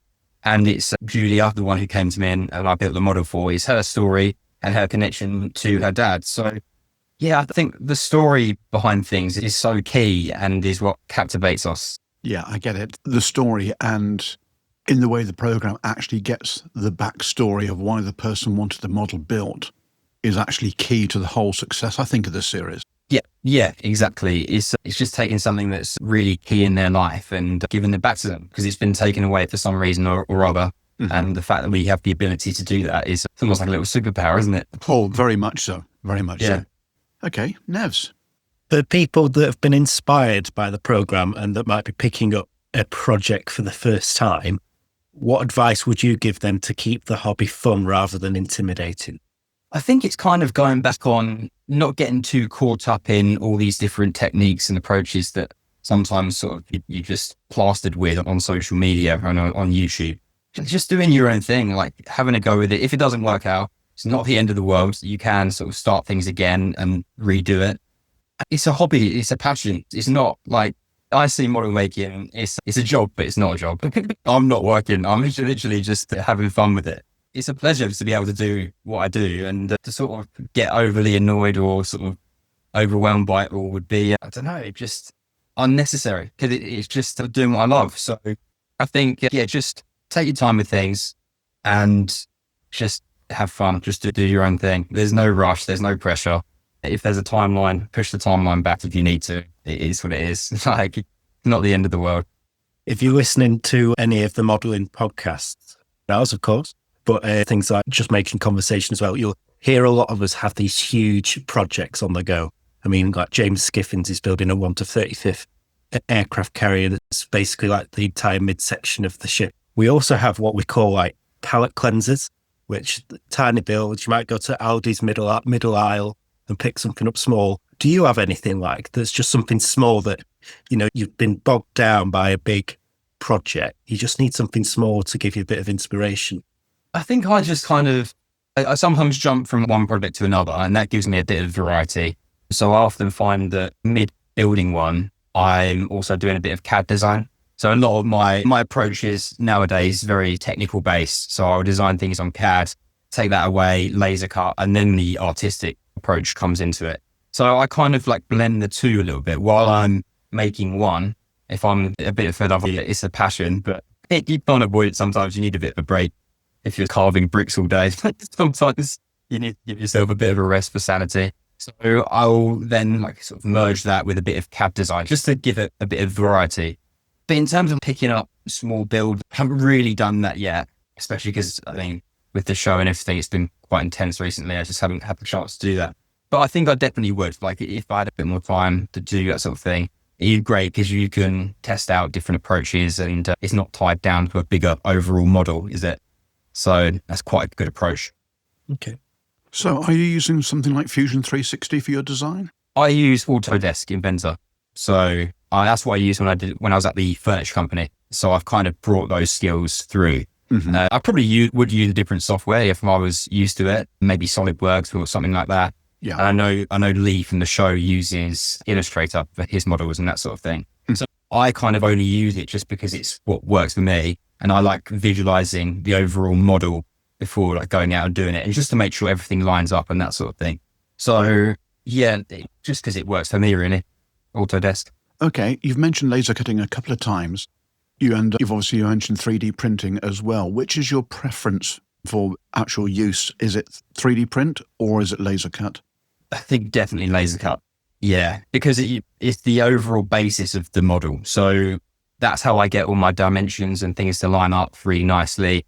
I kind of like going into it with the sort of engineering mind. I like it all lining up and fitting together really nicely. So you get this snug base to work off. So I think that is fundamental to my approach, really. The 3D printing aspect is really useful, especially for like going back to the series. When I was doing the Central Club, it had about 50 of the miniature sort of chairs within it. So doing that by hand would have been a pain. It would have been mental. So I mean, you can do it, but it's going to take ages. But then it's not fundamental to process. It's just a bit of a savior, really. So I think the laser cutter is key for my approach to everything. And yeah, no, it is great, really. It just speeds things up. Gotcha. Okay, we've already intimated on this a little bit, but on the show, it's clear that people don't just want a model. They want a specific subject in miniature, something that really means something to them. Why do you think owning a miniature, something personal, carries so much emotional weight? Yeah, I think it's because you haven't got that, in a lot of the cases, you haven't got that place to revisit. You haven't got that place to go back to. Or if you do, it might be the other side of the country and you've got to get like a 4-hour train to go and see it. It's more just like having that sort of sentimental value close to you and like on a shelf, maybe on a mantle, just something you can see every day rather than having to sort of tear your heart away from it every time you sort of like go and visit and then return home. It's just like bringing that emotional value home with you, really. I think that's the biggest thing. It has more of an emotional connection as well, not being just a 2D photograph, being a 3D object. Yeah, exactly. And on the show, a lot of the sort of contributors, they were saying, I wish I was shrunk down as well, which I was in it. And it is that. It literally is. You can see yourself in it. And with models, you can just stare at it for hours and create these little stories. Or it's almost like being transported back to a kid when you can like just you let your imagination roam wild with it. So I think that's the biggest thing. Brilliant. Okay, Nevs. Ethan, for anyone who hasn't watched the series, where would they go? Is it available on iPlayer? Take it? Yes, yeah, it's BBC iPlayer at the minute, so that's the place to go visit. My episodes, if you want to go and see, are episodes 4 and 7. So it's the Farmhouse and the Century Club. Okay, fantastic. So the $1 million question, is there a series 2 in planning or production? And if not, why not? I haven't heard anything at the minute, and I don't think I can disclose anything because I literally haven't heard anything. So I think we kind of got to wait for the stats to come in. So now is no better time to go and watch it. You'll be helping push a season if you do. So I think just, keep your eyes peeled. If there is, there is. And I hope there is. But if not, we're lucky enough to have had a season 1. So just keep your eyes peeled. Fingers crossed we won't have to wait another 50 years for another modelling series. That's right. Yeah, that's okay. Ethan, thank you very much for your time. Your contact information is on our featured guest tab on our website, and perhaps we can persuade you to come back again in the future to talk some more about both your business and how scale modelling can be a career. Ethan, thank you very much. That's great. No, thank you. Thank you very much for having me. And I will definitely be back. So yeah, see you soon. Fantastic. Awesome. Yep. Cheers. Thank you.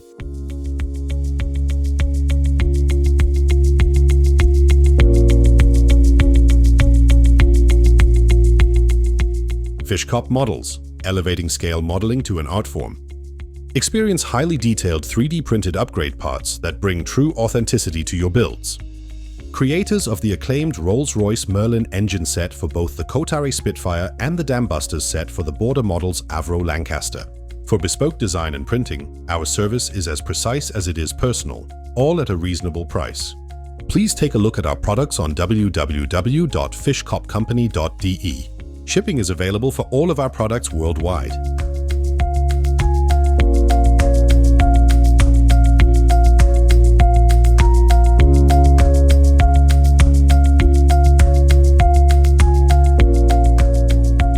We've been hearing from our guest Geoff Coughlin already this evening, but we will actually roll in with the proper introduction for him. So, those that don't know Geoff already, he's someone who's helped shape the online modelling world more than just about anyone. He's the founder and editor of ScaleModellingNow, one of the most comprehensive digital modelling resources anywhere, and a modeller whose clarity of teaching has helped thousands take their skills to the next level. It's a pleasure to welcome him officially to the show. Geoff, welcome. Thank you very much, Brownie. Very, very pleased to be here. Okay, so first question. What originally inspired you to create ScaleModellingNow at a time when most hobby content was very much print-based? It's interesting, but I do remember it well. I was fortunate enough and lucky enough to be a contributor for Tamiya Model magazine for a few years. I can't remember what the article was, but I remember the latest issue of the mag dropped on the door. I looked at it and I thought, oh, here it is. It had its 4 pages of whatever. And I just remember thinking, honestly, please don't anyone get offended by this. It's just how it happened. I remember thinking, what on earth does this tell anybody about anything? How does this help modelers? Oh, it's got some nice, pretty pictures. It had maybe half a dozen pictures of build parts of the model and thinking, not enough text to explain the techniques and so on. And I get that was all around the limitations, ultimately, of what could be offered for each of the contributions to the mag. I just remember that day, so I turned around to Sarah and I said, I'm not going to do this anymore. I can't do this anymore. What am I doing? I've been lucky enough to have done it, but there's got to be a better way. And so I did nothing for about a year. This was back in 2008. And Sarah, my wife, we started to think about it. She said, what about if you took the idea of modelling and took it online and created something? Of course, you start to brainstorm that, don't you? Things that we consider like just absolute mainstream now, like videos and all the rest of it.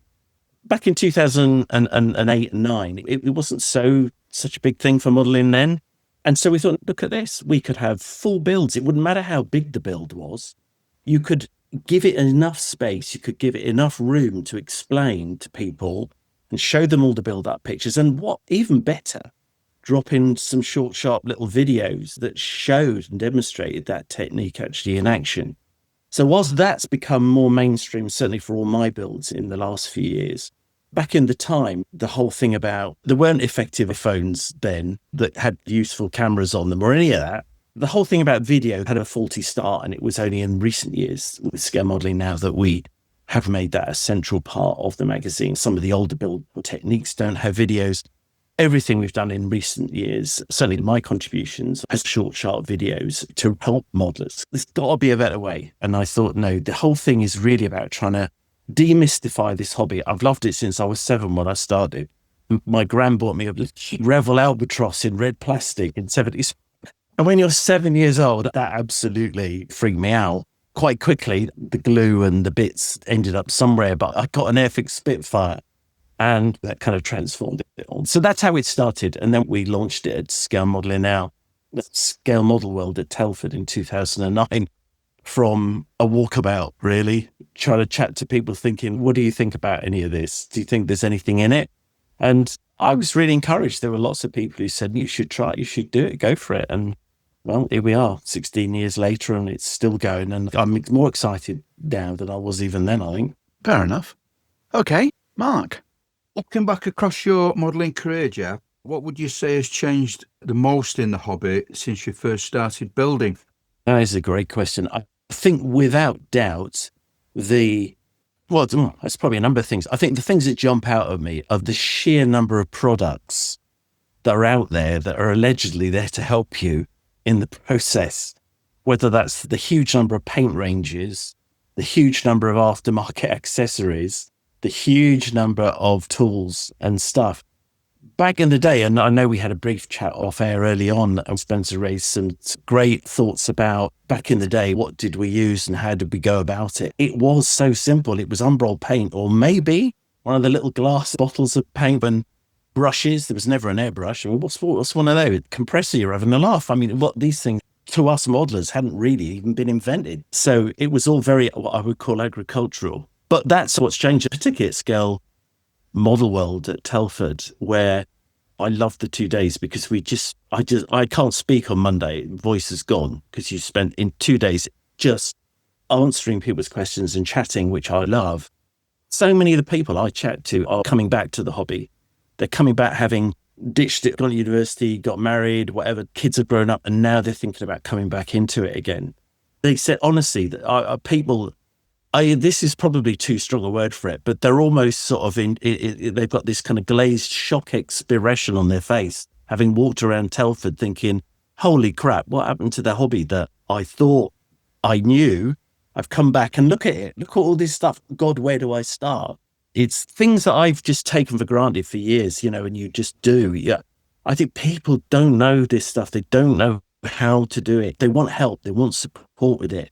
In our day, you had to figure it out. If you looked in a magazine, you thought, I need to do, how's he done it? That's right. I remember, I've said this many a time, I remember as a kid thinking, I invented dry brushing. Yes. It was a happy accident. And I was like, oh my God. And away you go. You mentioned the airbrush. My first airbrush was one of them $4.99 Revel things. I had a couple of inner tubes that powered mine, made the room stink of rubber. Well, you've just given me a sort of cathartic experience or an element of PTSD here. What tipped the balance for me to move from air cans that used to power my first airbrush, which I can't imagine a more useless waste of time and dangerous occupation than trying to have this high-powered, uncontrollable air source getting pushed through an airbrush. Somehow you've got to do something with the end results. That's all I could afford back in the day. The thought of a compressor, at the time, they were really expensive. The nearest decent one was about £300 or £400. I had no money for that. Until I was out, and I remember I was spraying with whatever it was, and the can blew up. Actually exploded in my lean-to conservatory bit that was on the back of our house. Couldn't hear for about a minute. And I just remembered freezing, thinking, holy crap, what just happened? And there was debris everywhere. There was bits of metal and... Where's my model? Well, I've no idea. I can't even remember. I was just traumatized thinking, what happened? Unbelievably, I was completely uninjured, other than the fact, the hearing did return. But I just remember looking around, there was just bits of metal everywhere, bits of can and debris around me, thinking, never am I ever going to use one of these things again. And I never did. I pulled every string I could think of, family, friends and girlfriend, or wherever it was at the time. And I said, look, I need some money. I'll have to have an airbrush because I'm not stopping modelling. Clearly that wasn't going to happen. So it's true. It's exactly what happened. That's what stopped me trying to do anything without a proper air source. Air source is everything for a airbrush. The first little compressor I got was a week's wages, and it was a little DeVilbiss thing, a little tiny... Oh, yeah, I know, yeah. Or the thing I remember most, it had a bright sort of orange cylinder head on it. I got it brand new from Andy Brown at the Manchester Model Shop. I think it was about 180 quid. And that would have been early 80s, maybe 83, 84, a lot of money. Revel came out with a grey compressor with a big handle thing on the top. Yeah. It was actually pretty good. I bought one and I had that for absolute years. I must have had that for 15 years. And then... I'm trying to think who made that for him. I think it might have been Sparmax or somebody like that who made it for him. I'm not sure. But that was a great bit of kit. And just go to show what we were talking about earlier. Sometimes it's worth pushing the boat out a bit But as long as you get some half decent advice, and there is a lot of good advice out there these days, you shouldn't really be buying bad kit because you're not alone. There's loads of people out there. When you watch these guys on the videos, they're talking away and they're spraying. What do you think this day and age? They must be making enough money at least to get a silent compressor. They are pretty quiet now. If you look around, you can get a decent one. Mm. See, this is where we've got to thank, things like, is it the nail art industry? It's become mainstream suddenly now. We've got access to all this kit at reasonable prices. Airbrushes is the same. It's fantastic, what we can get now for not great money. Scale Modelling Now has built up a huge library of in-depth builds, reviews and techniques. How do you decide which kits deserve that deep dive treatment? Good question. I mean, I'll be honest, in part, it's down to the contributor. I'm probably the main contributor, but close on the heels of me, we've got guys like Dave Coward and 2 or 3 other guys, Di Williams as well, and 1 or 2 others who, just by definition, they're going to do what I call a proper job of the kit. They'll take loads of pictures, they take a decent picture of the final thing. So that means invariably that any of the builds of a number of people will be really in depth, which is great. Some of the guys who contribute, for whatever reason, they're not so good necessarily on the writing, but they take loads of pictures, which is great. And so some of their builds won't have so many words, but have lots of pictures. I think that's one of the things that makes the magazine interesting, because you've got lots of different people with different styles, different approaches. So it's not all boring. It's not all in the same language, the same tone, the same voice, if you like. God forbid people should think I know a lot. I suppose I do know quite a bit. I've been around long enough, but there's so many people out there who know loads of stuff. So in terms of the builds, you've got some that are, 50, 60 pages, probably the equivalent thereof. You've got some that are probably 100, 150 pages. You've got some that are 10, 15.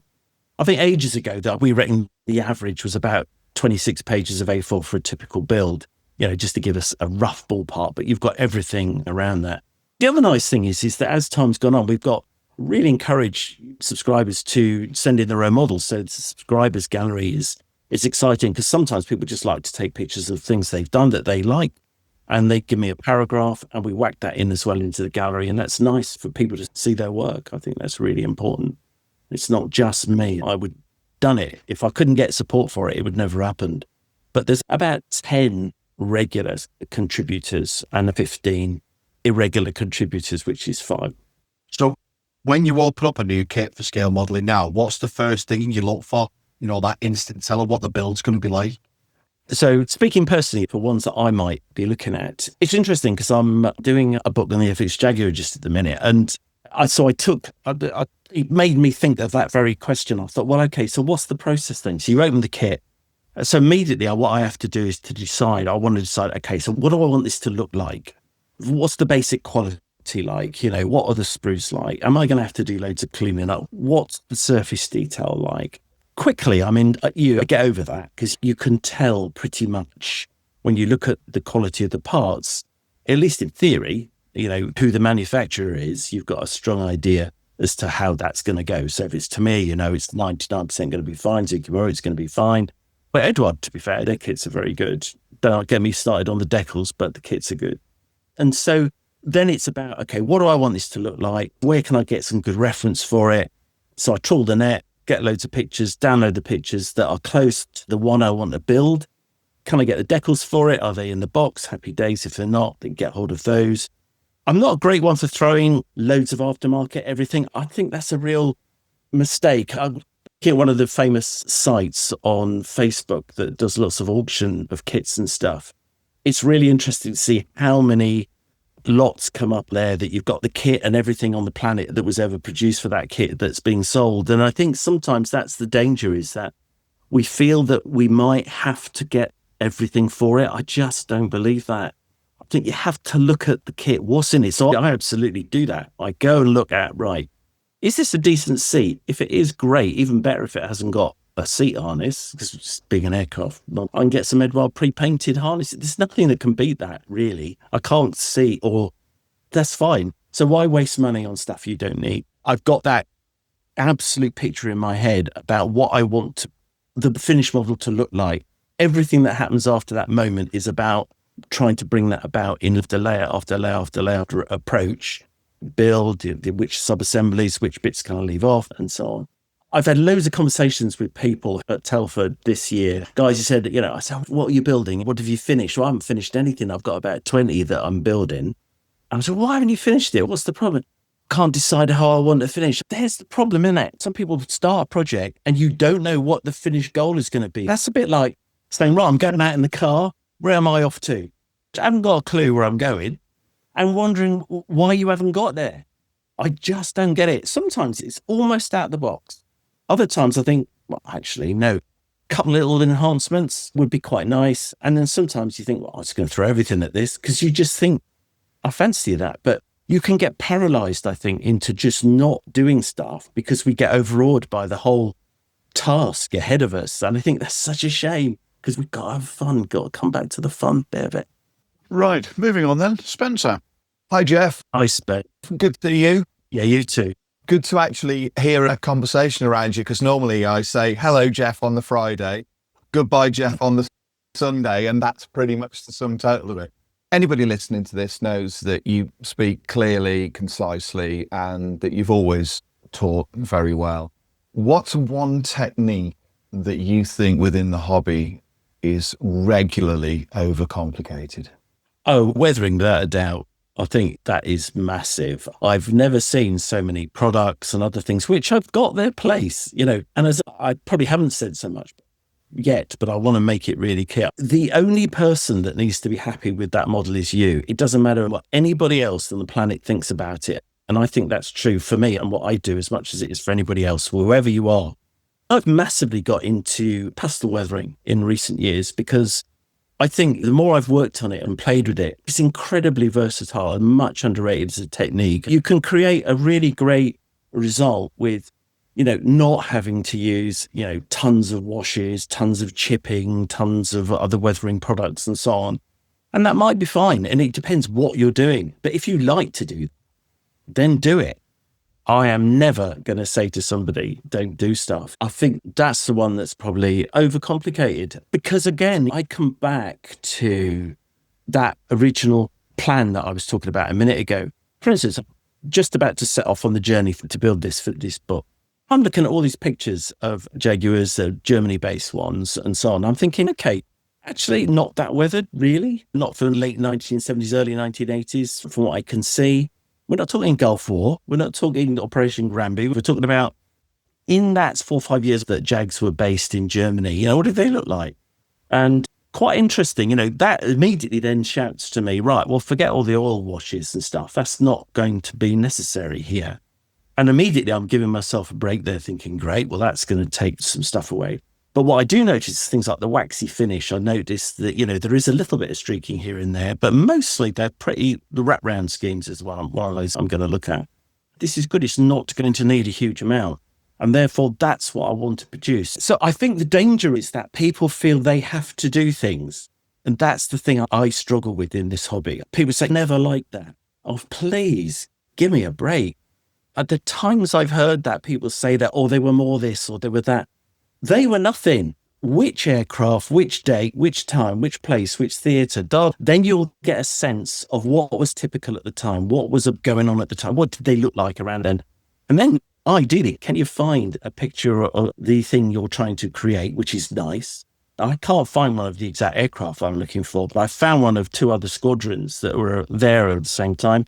Great. I now know what I want to do. So that's a bit of a long-winded answer, but without a doubt, I think it's whether the other techniques like building and stuff, all the classic elements are still necessary now. Trying to look for a flawless finish, sorting out the join lines, sorting out sink marks, sorting out ghost seam lines. When you stack it all together, you think that's great. We paint it up quickly, and then we suddenly find, especially with the metallic finish, and the next day you think, well, hang on a minute, where's that come from? That bloody wasn't there. And there's a sort of a ghost seam line. It's not actually the join, but it's just where all the plastic has congealed and dried. Then you've got to refix it and stuff like that. The argument I always have with myself, and I guess you've alluded to this, is what am I trying to build? Am I trying to build a model or am I trying to build a replica?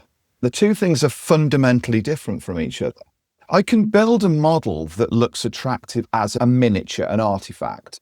But unless I look at that and think to myself, well, that doesn't look like the real aircraft. Listening to your answer, I thought, we have exactly the same approach. I know from minute one exactly how that model is going to look.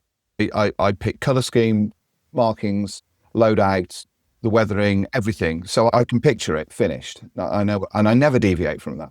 You seem to have the same approach. You've picked your subject and you're going to build that subject the way that it looks.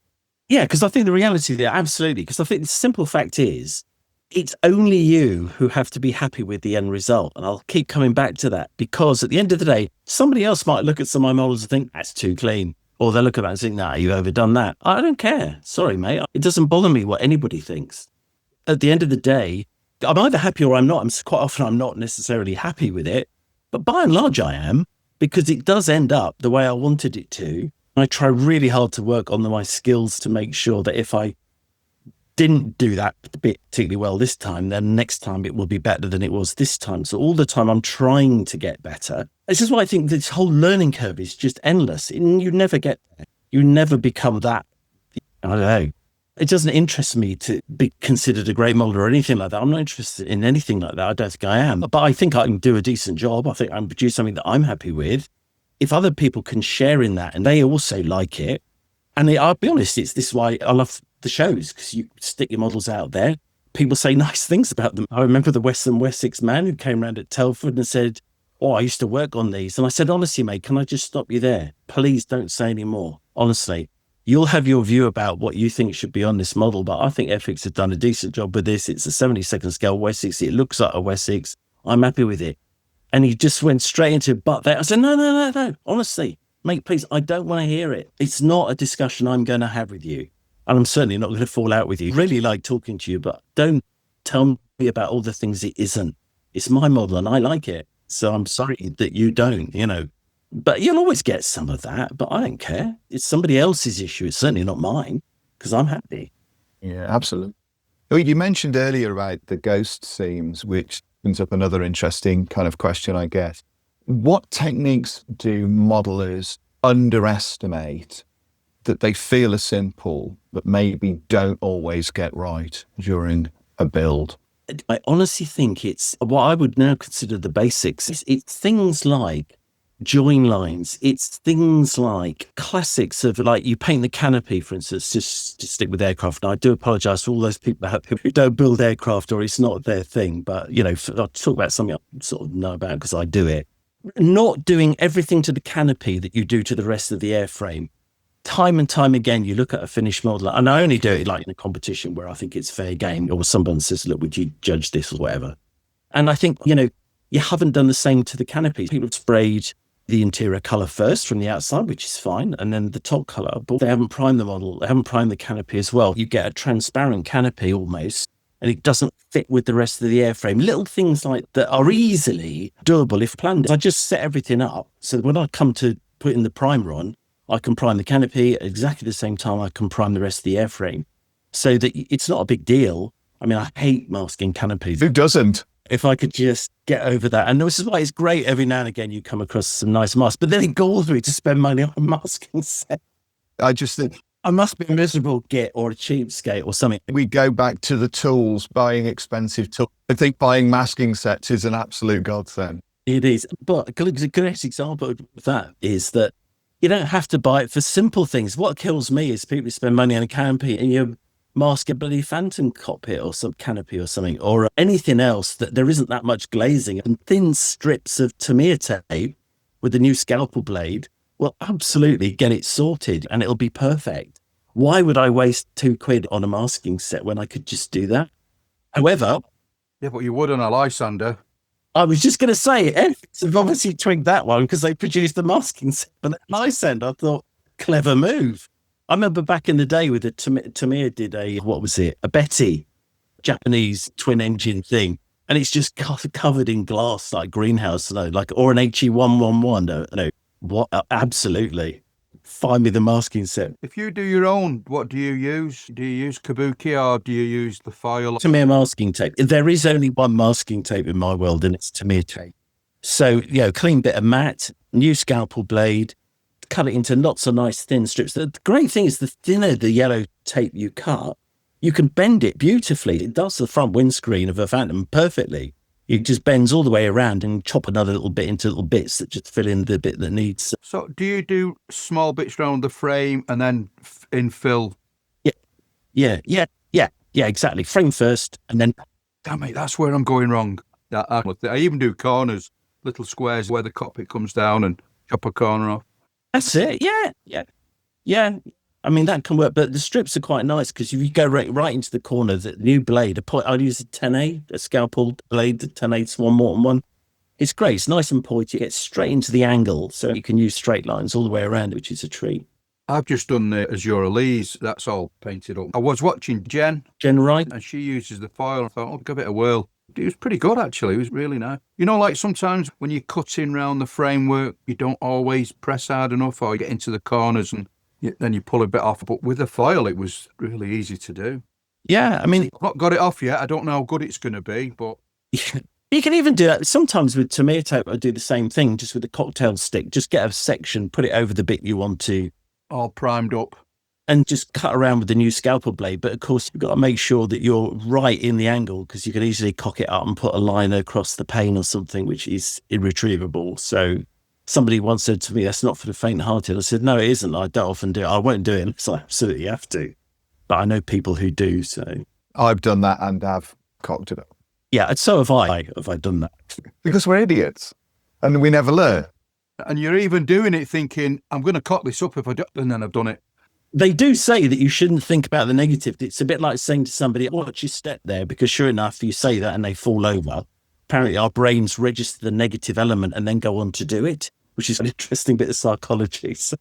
I do that when I'm scribing. I think I'm going to come off this line and I tell myself that and then instantly I skip it. Yeah, that's it. That's what's happening. Your brain registers, oh, I mustn't do this. Oh dear, I'm doing it. Oh, you've written your signature in it and you didn't want to. It's a nightmare. But we try and learn from things like that, hopefully, but not always. The secret is don't buy a kit that needs rescribing, Spencer, you and your monograms. Where's the fun in that? Where is the fun in building a kit that doesn't need lots of filling and sanding and extraordinarily bad language? Do you want a list? It's really interesting you say that because a few years ago, I thought, wouldn't it be fun now with a bit of experience to go back and start picking off some of the old kits I absolutely loved when I was a younger modeler. Things like the old Airfix, the Rotodyne, the Bristol Super Freighter, some of these sort of things. And then have a bit of a play with today's skills and perhaps add a bit of detail, do a bit of rescribing, bit of riveting and so on and the rest of it. And I've absolutely loved doing those. I tell you, I pick one off each year at the minute, or one or two. They take a bit longer, but they're such fun because the kit costs nothing, really, relatively to new products. The trick is to pick one of the better, older ones that was basic, but the fit was okay, as a general thumb. Speaking of modernisation and new tools and techniques, has anyone tried using the new ceramic scalpel blades that are available? Yes, I've got one. It's on the Christmas list. I've got one, but you have to be really careful with it over what you cut. Same as with when you were talking about the nippers, because I have got through a couple of blades by choosing the wrong subjects. The first thing I used it on was cutting out very small decals and stencils. I go around them without much pressure and cut things out cleanly. But when you get to sprues, you've got to be really selective over what you use them for. Haven't found an issue. I've been using the same blade now for probably the best part of 6 months, and Dan used it at Telford when we were doing some of the demos for ammo, etc., and he couldn't believe how old the blade was. But it's virtually as new after 6 months of using it. And you've got the advantage that you can virtually put your finger on the end of it, and like a scalpel, you won't cut yourself. So you've got a bit of shop safety there as well. It won't cut you. Does that go on a Swan Morton handle? No. I got mine from Amazon, and the manufacturer is something like Slice. It's not that expensive, but you've got different types of blades, so you can get the same as a 10, 10A, 11 without an issue. All right. If you're taking the joint off of a component on a sprue or cutting as you would with an ordinary blade, it's just as good, if not better. and it lasts so much longer, but it's also for shop safety. You just don't cut yourself on the damn thing. That's really... I got a company called Steady Tool who are doing tools. I got one through them, and it's just bizarre. The ceramic blade. It's really impressive. Like you say, you can't cut yourself. It's super sharp and supposed to last 5 times longer than a steel blade in terms of sharp. Easily. Yeah. Easily. They are really pretty impressive. My friend Harris came over on, what day are we today? Tuesday. Came over yesterday. We were looking at the Argophile ceramic scrapers that you can buy. They don't have replaceable blades, but they're in a plastic handle with this ceramic blade that's part of it. You said, what's so special about that kind of thing? And I said, well, they don't flex like a scalpel blade would in the handle. I said, just give it a try. And he was like, oh, okay. So he started scraping on a piece of sprue and he went, okay, I'm sold. That's unbelievable. And I've had that thing now since the Nationals last year, not this year, last year. And I've used it all year and it hasn't dulled at all. And I've used it on pretty much every build. They are unbelievable. It's a fantastic technology, isn't it? You've got these new ceramic blades that you can use. I haven't tried putting it on my finger, though. It looks sharp to me. As mentioned earlier, I am an idiot. So I probably would end up cutting myself just to see whether or not I could cut myself. And I don't really want to do that. But they are really, really fantastic. I'm going to have a look at those blades, though, and see. Where did you say you could get those from? Amazon. Right. And I'm sure the name is Slice or something very close to it. Just look for ceramic scalpel. Yeah, Slice is the brand. Okay, brilliant. I actually demonstrated to Dan at Telford. I put my finger on a blade and showed him. Nothing. Absolutely nothing. It's extraordinary, isn't it? That's a great idea, Brownie, for the Techniques Bank. I'll get hold of some and create a video that show people it and see how it works. But also, if you're actually trying to entice your children to do modelling. Exactly. It's better to actually have something like that for them to have a go with rather than actually giving them a scalpel. That's really good, that is. That's terrific. But anyway, we digress. Geoff, in all your time at Scale Modelling Now, obviously you've seen kits from every manufacturer imaginable across our hobby. Are there any trends in kit design that you're really excited about? But conversely, are there any trends that are giving you concern? Oh, that's an interesting one. Thanks, James. I think the trend is without doubt 3D printing. It's transforming the whole of our hobby almost by the week, not only with all the accessories you can get, but also the unique kits, the one-off kits and so on. So without a doubt, watch that space. That's going to transform over the next couple of years. I think we'll look back on it and think, wow, look at that.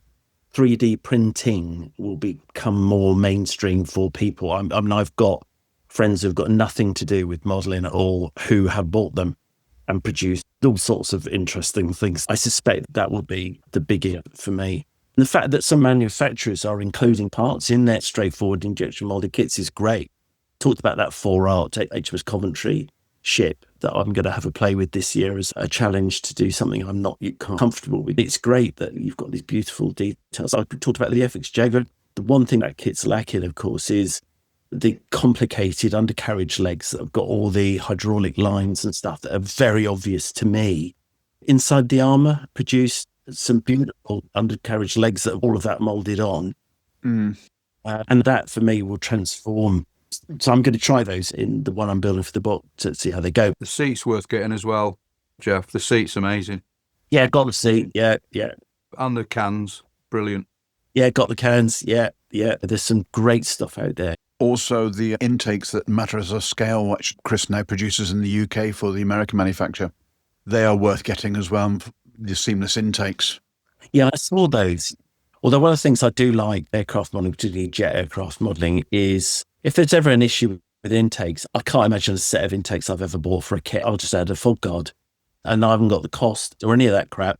And the beauty is that Airfix even include a decent pair in the Jaguar kit. That's personal taste. But you've got the other advantage with Chris's set. He gives you the APU, which goes inside the port undercarriage by the air brake bay, which some people, they want the Jag never parked with the air brake closed because they couldn't start the Jag.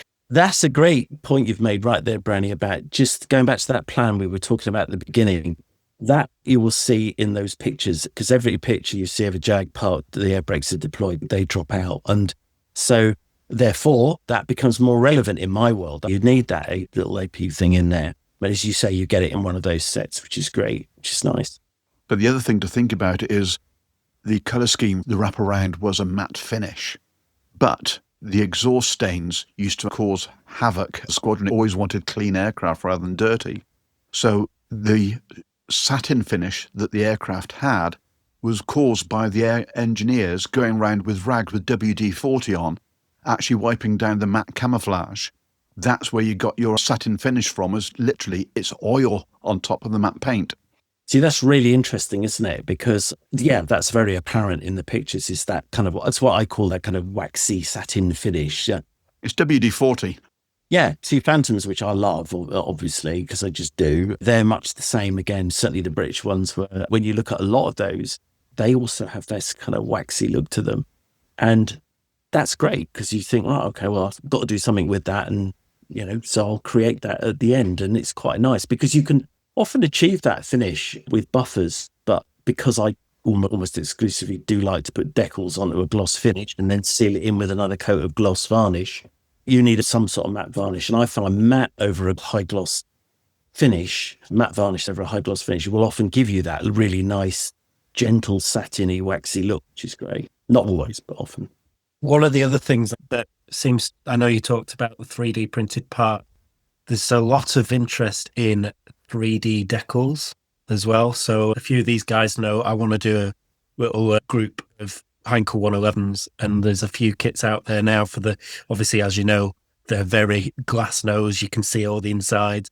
There's a space for those, isn't there? We've got Quinta, which have gained a real iconic standing. What I call naughty but nice accessories. It's going to cost you a lot of money, and there might be some ethical issues, but the bottom line is they are magnificent. You know, they really work well. They fit well. I've tried them on 2 or 3 projects now, and they're great. They're kind of bankers. I think they probably are. There are 1 or 2 others I've come across. I think it's just not as refined as that. So, but they're lovely, aren't they? You know, and so I was a real dilemma over that with the Jag as to whether to buy the Quinta set for it or to just paint and finish off the molded detail, which is very good in the FX Jag kit.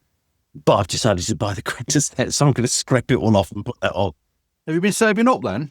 This is what I say. For me, it's never going to be every project, but every now and again you think, well, actually, 9 times out of 10, the canopy will be open on my models because I think, look, it's a jet. You know, there's not a lot interesting on bloody cockpit on a jet, a more modern Cold War type jet. So you might as well open the canopy because you've got something you can detail up and add a bit of spice to, and it looks great. Sorry, James, to answer your question there. So you've got nice seats, you've got resin seats, but not resin anymore. It's all 3D, isn't it? All the best ones 3D. The precision on those parts is fabulous. I'm skeptical now, partly because my 3D printer's knackered. But yeah, you're right. I picked up a seat from Brownie for a little Zero. When you see these parts, it just makes you think, well, actually, I'm going to finish that build. And I think you were right, Geoff, as well.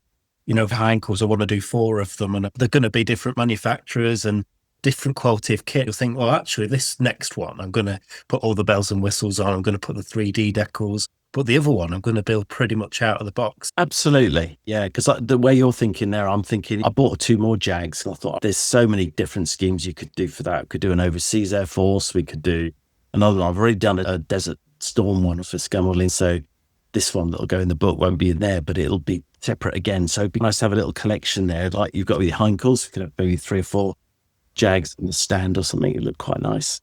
That's the plan. Geoff, you were talking before about people coming back to the hobby. I'm one of those. I had 45 years off and then came back during COVID. So for people like me, people like you are a godsend. You've helped thousands of modelers improve through videos, builds, and articles.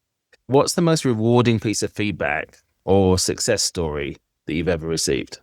I can't honestly put my finger on one thing, Martin, but when you have a conversation with somebody, it might have gone for 20 minutes at Telford, and it's one of these guys, maybe like yourself or whoever it was, he's coming back and they're asking you these questions, and you see it's almost like a bit of a mission to encourage them to give it a go. You're not building for anybody else. You're building for yourself. That's all that matters. So you won't get instant results. It's going to come because of practice. It's impossible to look at this stuff and think, wow, I'm going to my next model is going to look like that, because it's not. It's just not. You know, there's going to be an awful lot of cock-ups, mess-ups.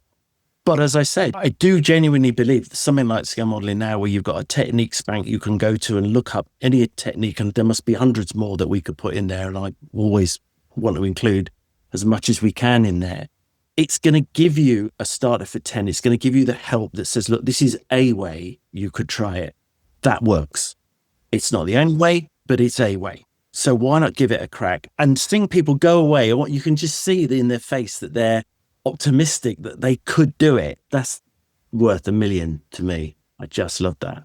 Geoff, you've worked alongside many talented builders over the years. What has influenced your own modelling the most, and what did you take from them? Well, I've always believed you absolutely can learn from everybody. And it goes back to a brief chat we had earlier about trying different areas of modelling, because there's a whole range of skill sets I'm coming across at this new motorbike model that I'm trying. I've never done one before. I'm thinking, wow, this is a bit of a dark art, but there's a huge steep learning curve there. Thinking, great, I could use some of those in some other areas of my modelling. Even doing a bit of armour. Goodness, I haven't done much armour. I've done a little bit of armour, and I've loved it when I've done it, because it's so different. I can't imagine how different that is to the aircraft modelling that I do. It's a completely different set. I think, you know, some of the expectations with armour modellers is that they set the bar so high that it frightens the crap out of me. I would build something that's armour.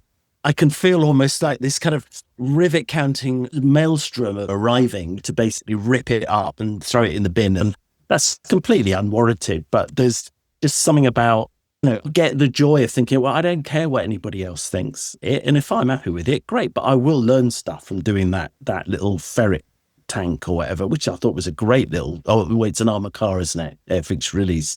What a great little kit that was. I thoroughly enjoyed that. Did that in a couple of days. That motivated me to want to go and do more. So that's picking up stuff from other people. I'm always at my ears. I've got this radar on all the time. I'm listening to what other people are doing.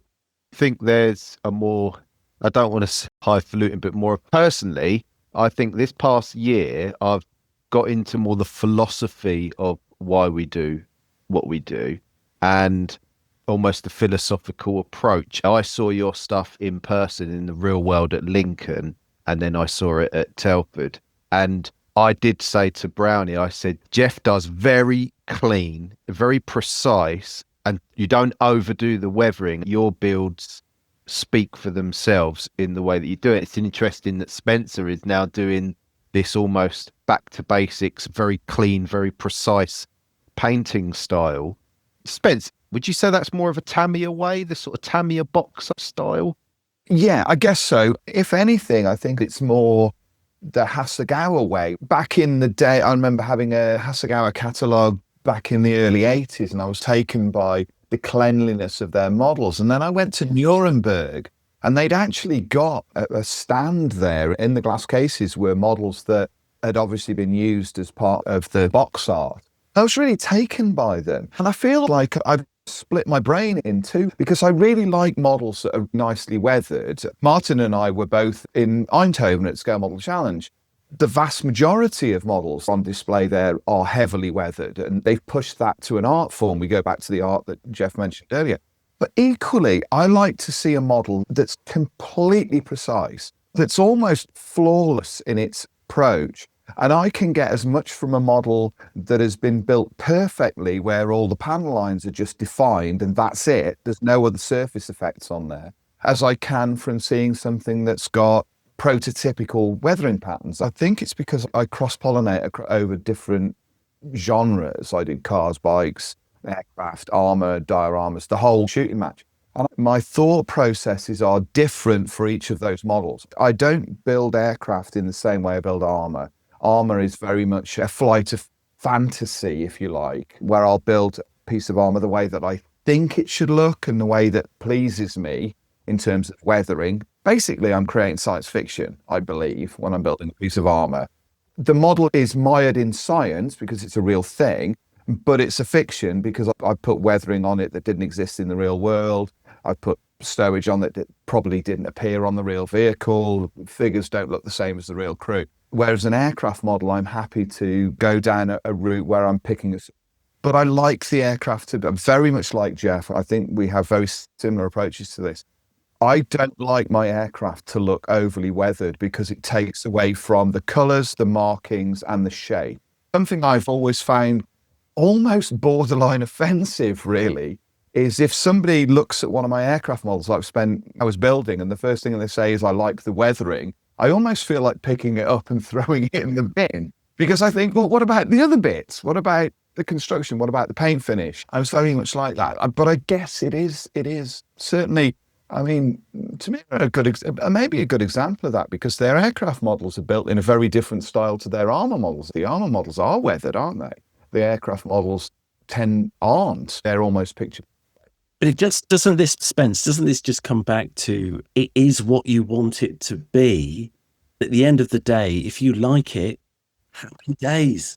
You cannot please everybody. And I think the massive mistake that modelers make is when they try to please other people or they are trying to set themselves a standard that they judge to be against somebody else. I'm not talking competitions here. I'm just talking about what you're setting out to achieve at the beginning. If you forget all of that clutter and just think, right, I've seen a picture of something. For me, a lot of it's emotional. All this stuff I was talking about, working on some of these older classic kits, for instance, that I'm doing a few of those each year now. That's almost exclusively emotional. I had such joy when I built it the first time. It might have been a heap of crap by today's standards, but at the time, it gave me such fun. I'm thinking, great, I've now got another Bristol freighter.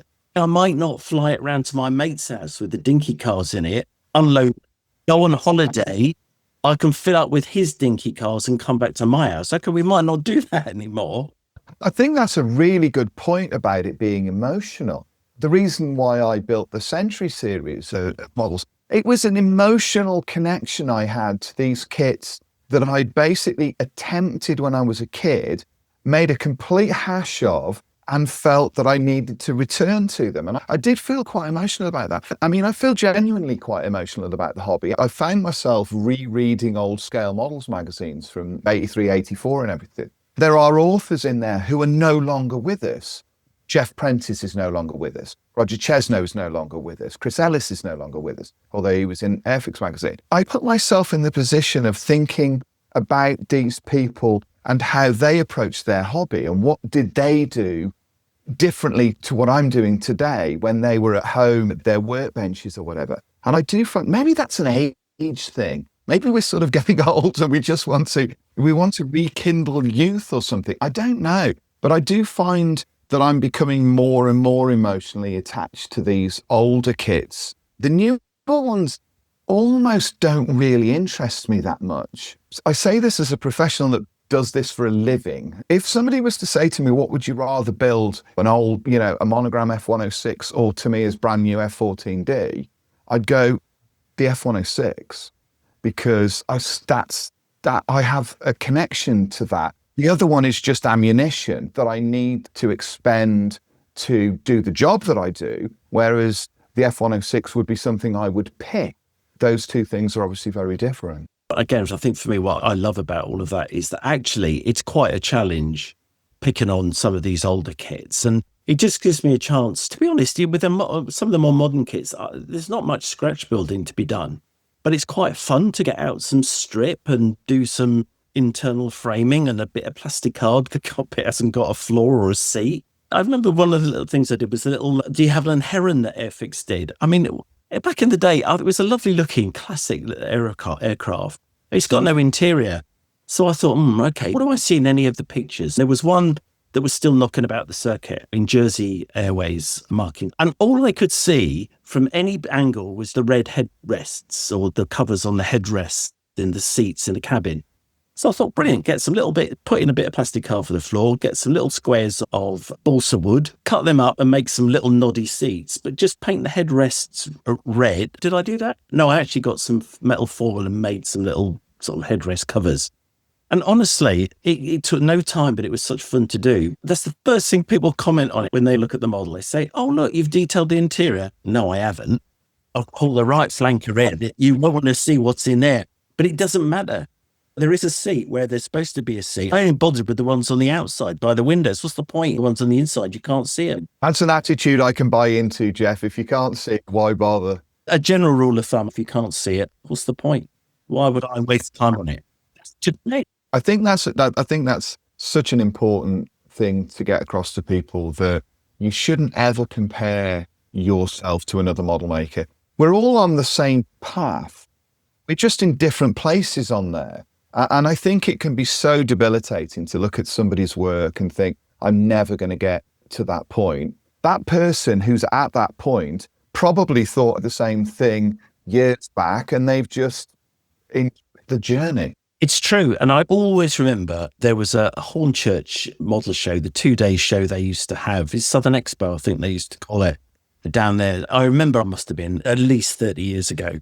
I turned up there and I remember thinking, wow, there was a 56 Squadron 48 scale Phantom that the person had done, the British one, an FGR2. And it was just epic. And he drilled out with a pin vise drill every single rivet that was in it and weathered it. And it had the sharp mouth under the nose. It was grey. And I thought, wow. Honestly, I just kept spending my time looking at it. And I mean, I look back on that and I think, well, at the time I thought I'll never be able to build this. I would love to, but I could never do it. And now I thought, no, I have. And I've done more and different things that I would argue are equally on a par with it. But it's not come about because I thought I couldn't do it. It's because I did it because I wanted to do it. And I think if you want to do something, you'll put the time and the effort in to try and get there, and put up with the pain that route will bring. Yeah, absolutely. That's the one. That's the one. That's the aircraft. It's a great one. I think it was one of the options in the Revelry release at the Hassegate. Yeah, I think it was. Yeah. Yeah. Epic. Geoff, Scale Modelling Now is known for multi-part and long-term builds. What's the toughest or most demanding build you have ever worked on for the site? Right. Oh, boy, oh boy. That's a tricky one. I think I come back to that wretched Kitty Hawk Jaguar, the GR1, that ended up being the only one that beat me and I've never finished. How far on was you with it? How far, at what point did you give it up? I got it to painting and decaling. It was painting and decaling. Oh, right. And then I decided I'd left the undercarriage and stuff as an aircraft model. It's the one utter piece of nonsense. Well, no, one of a number of pieces of nonsense in the kit. Where, yeah, but haven't you got that over and behind you? No. The undercarriage is a complete joke. I've no idea. I still don't know to this day how all those bits fit together because the instructions were useless. And you couldn't work out how they actually fit in. And then because nothing else had fitted internally, we're talking about the rear bulkhead being about 2 millimeters out and something else not fitting. And I just thought it's killed me. It's killed the enjoyment. And I thought it doesn't warrant more of my life. So that was without doubt the greatest challenge as a modelling thing. My great sadness is I never did finish it. But I would argue that probably on a more positive note, these classic kit builds of some of the old Airfix kits take quite a lot of work because I enjoy that little bit of scratch building that goes into them. The end result is very pleasing, which is nice. Yeah. I mean, I haven't had the balls yet. I've got in my loft a 32nd scale Lancaster to build. And like some of the conversation we had earlier about B-17, I'm thinking it is never going to get built. I have absolutely nowhere to put that model. And what are you supposed to do with something like that? I've heard people hanging them on walls. Well, great, but that's going to go down a bundle, isn't it? Here, put that on the wall at home. Well, would you believe, and I don't want to upset anybody here, but I had a great conversation with a very well-known museum, and they were chief exec and all the rest. It was all up for it. And this was the project, right? It's going to be all singing and dancing. I'd got hold of a guy at Smart FX, the guys who do all the electric motors, engines, sound. The whole startup sequence for all the engines was going to be perfect. I've got a mate called Steve who was a cabinet maker. He was going to make, he said, yeah, we'll do the cabinet. We'll do it all big glass case. There'll be a button that you press and the whole thing will just work and start up in sequence. I was so excited about it. And Julian, who'd built the static version of the big Lanc for the magazine Scale Modelling, was going to donate his so we could have two in separate cabinets, all on wheels. They could wheel them around wherever they wanted them. And then we started down that. Oh, no, it's better than that. There was a great contact with Peter Jackson, who wings behind. He comes to the UK quite a lot, and we were highly likely to be able to get hold of him and ask him to come and do a big opening ceremony. That would have brought loads of kudos to the museum. And then, so we started that. About a year, we'd got into it quite a way. I went back to the museum and said, okay, so this is to update you where we're going. She said, oh, we're not interested in that. No, we're not going to do any of that. Thanks very much. So no, thanks for interest, but we're not doing that. And considering it was not going to cost them nothing, I was gutted, absolutely gutted. I thought, what a lost opportunity, an educational piece, an interesting piece. So I'm afraid this big lank is a bit tainted for me now. If anyone wants one, you can have it. No, it's fine.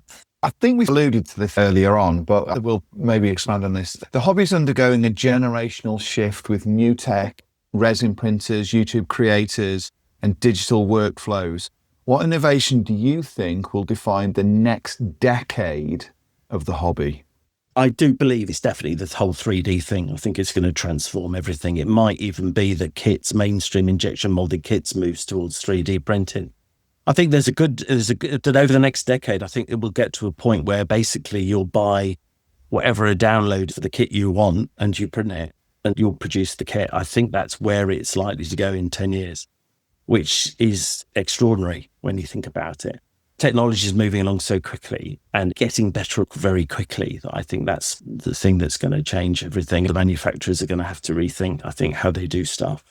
But I'm pleased that's not in now. It's not where I would particularly want it to go, because I actually enjoy the whole excitement of a box of bits and all the other exciting tasks that happen, but we'll see.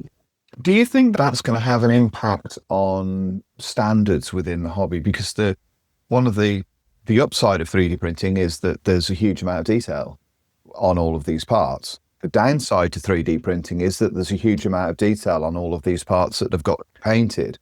There needs to be maybe an uptick in painting skill levels. Do you think that'll come along with the creation of these parts? I'm not sure, Spence. I think the reality is that manufacturers will begin to provide options. You can have this kit any number of 4 or 5 ways.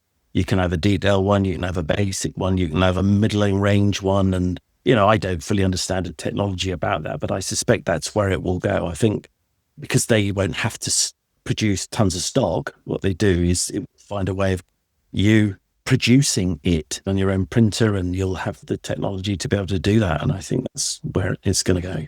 So I don't think the skill is necessarily what might attract people. It might attract some, but not everyone. I think that's... I mean, it's definitely exciting, isn't it? Whereas back in the day, you'd have resin updates for kits that basically didn't fit. We've all used parts that need to be upped about. Whereas now these 3D parts are designed off the CAD so that they're drop-in parts. I've used drop-in sections on Edward kits where you're just removing plastic sections and replacing them with resin sections, and they fit perfectly. I think it's a very exciting development.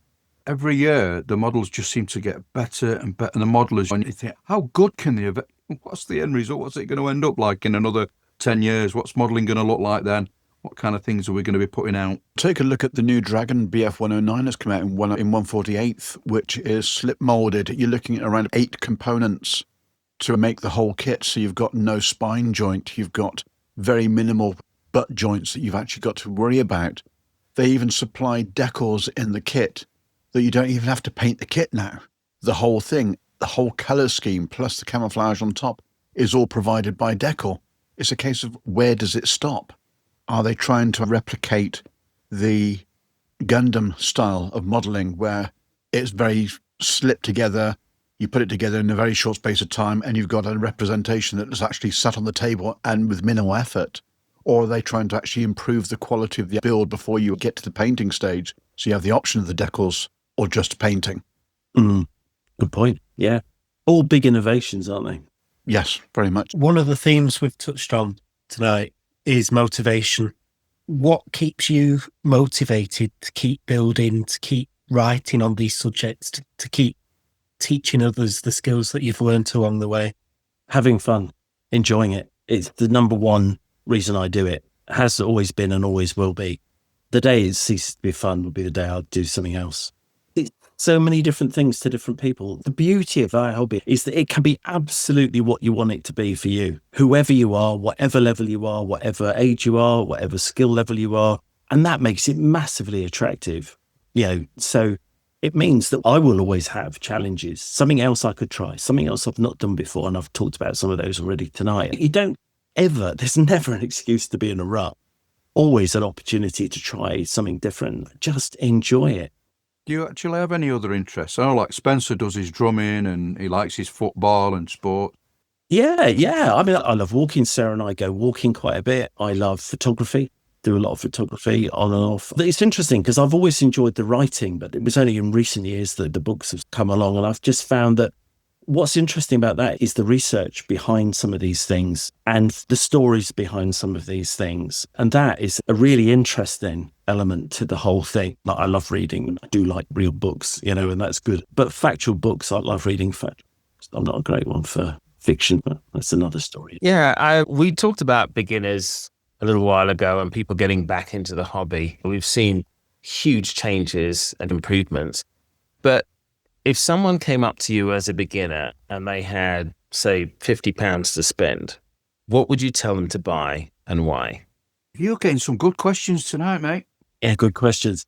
I think the first thing to do would be to try and tease out what interest have they got, what sort of subject matter is going to float their boat. I think that's a biggie, because that will then target you towards, a sensibly priced kit we know is going to fit, work, and should be an enjoyable build. That's the first thing. Then it's what are the basic tools, the most basic tools that you could get going. We've talked about, because I've only got 50 quid. We're going to have to start compromising a little bit on some of the tools we've been talking about tonight, because, we're going to blow it all and sit there admiring their lovely 50 quid side cutters and not be able to do anything else. Can I just say, Dan this week came up with that thing you posted on our page, the 20 quid for a kid to... Yeah. It was a bit of a riff on the German supermarket Airfix and Revel kits that seem to do the rounds every 6 months. And it was a chap who had the challenge of putting together a basic beginner's kit for under 20 quid or something like that. It's a good idea to get someone set up to see if you can do it. You can put together a very basic kit of fairly decent stuff to get someone started, including the cost of the kit. The other thing is not to lose sight of some good second-hand gear. Look on some of these Facebook groups. You can get some really quite useful or nearly new gear to get you going. I'd ask about, what do you see yourself? Would you like to get into spraying it, or would you like to hand paint it? And what do you want to do? And try and find some things that I know that they could begin to succeed at, because success will breed success. Success will breed interest. If you set people out to fail, it's a waste of time. It's so easy to apply tons of years of knowledge to that and then completely miss the point. It's what can I encourage you to do with basic liquid cement, some basic sanders, some buffers and things that you can help clean up some joints. Yeah, some basic skills to make the thing look decent. Once you've done it, you can get some of these 70-second scale things that are perfectly great at entry level. I bet you could do it all within 50 quid. But quite quickly, I'd be saying, look, try and see if you couldn't get a second-hand airbrush, and get into airbrushing as soon as you can. Because I'm sorry, I'm not wishing to offend anybody who enjoys their hand painting, but I did a frog javelin last year just for the hell of it, and did it as a hand painting project. And I actually loved doing it. It was great. It was fun. It was different layers, plenty of thinned paint and all the rest of it. And it came out okay. It's all right. And it made me think, no, actually, this is certainly a reasonable way forward if you can't afford to get into the airbrushing stuff to start with. But it would never supplant an airbrush in my world when you could get access to one. Would you definitely say it's better to go the second-hand route and try and get something modern that's going cheaper than direct someone towards an older classic kit that's really cheap? Yeah, I probably would, because unless I was sure that, things like the fit were going to be all right, a lot of people will struggle with, well, now what do I, so now I've got to think about filler, have I? So then, then that's a whole world of pain. Old Matchbox kits, you see, would be a good choice because they fitted really well, weren't overly detailed. Yeah, there were issues in other departments, deep Pollard, blah. But at the end of the day, it still looked like what it did and it fitted. And that's why they were so successful and popular. So why not dig? You can get hold of those on the second market for very little money, which would be a good shout, actually. And finally, the big one. If you could choose one build from your entire portfolio that represents the peak of Geoff, which one would it be and why? I can answer that straight away. It would be the Zukimura F4E Phantom 2, F4EJ Kai. They released it in the retirement blue, metallic and grey ski. Blue, black and grey. I just think it was a great kit. The decaling was a huge challenge. I mean, the decaling took 4 days to do the decaling, all on it. It was just a huge project, and that in itself made it a challenge. Not problematic, just a lot of it. You had to cut some of the bigger ones into small bits so they would all fit well. But I think at the end of the day, it looks exactly as I hoped it would look. It's eye-catching and it's a Phantom, and I love it. Okay, so where can people find your site then, Geoff? Very easy, thank you, Brownie. ScaleModellingNow.com. Just start typing in scale modelling, you get to the second L and it comes up number 1 in Google. Just go and have a good look, good explore. There's loads of freebie downloads in there, and that's the easiest way to access it. Only costs you 18 UK GB pounds a year to get access to everything we've ever done, which is 16 years of content. I'm sure many of you, and I know we've got many listeners from the States, and certainly Scale Modelling Now has loads of American friends who are modelers who come on it. I think it's about $20 or 36 Australian dollars. Basically, if you do a currency convert, put in £18, you'll see that it's very little money. We're only going to cover our costs. We're not looking to make huge money out of it. We want to keep the price low, and we'll do that if we get lots of subscribers. If you see that it's a good thing, happy days. I'd much rather have lots of people who are interested and benefit from it and aren't paying much money. And what you're not doing is you're not paying paper magazine subscription rates, which are considerably more for a good deal less. I took about 20 minutes to make the decision of actually just having a quick look at the subjects that was available on the freebies that you're talking about, and I was sold straight away. Thanks, Brownie. And thank you for supporting it. I appreciate it. I'm a member as well. I have been since you started. We know you're a member, Mark, but have you actually joined the website? Leave that with you, Mark. Leave that with you. I don't know what you're talking about, Ronnie. We were talking earlier about you buy any kit and it's likely to be more than 18 quid. Geoff, thank you so much, not only for joining us, but for the sheer amount of work you've put into supporting the modellers around the world. Scale modelling now has become a genuine cornerstone of the hobby, and it's been brilliant getting the chance to dive into the mind behind it. Geoff, thank you. My pleasure. It's been great to be with you and to share that time with you. Thanks, guys. Appreciate it. Good luck. Cheers. Nice chatting, Geoff. You too.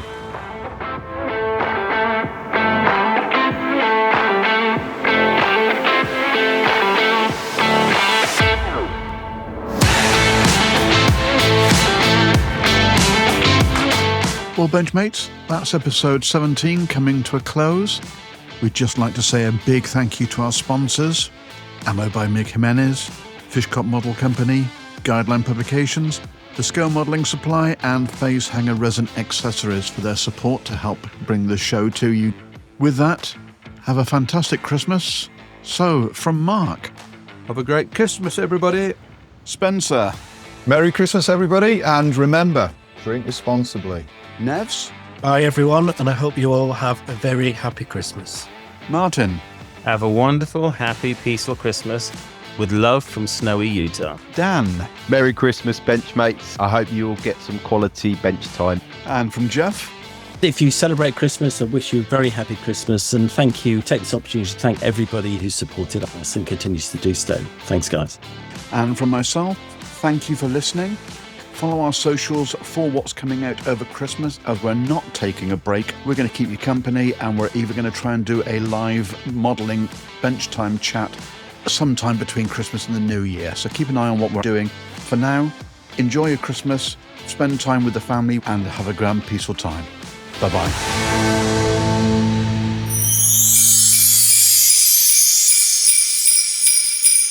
Snow on the cutting mat, glue on our hands, sprues in the corner, unbuilt plans.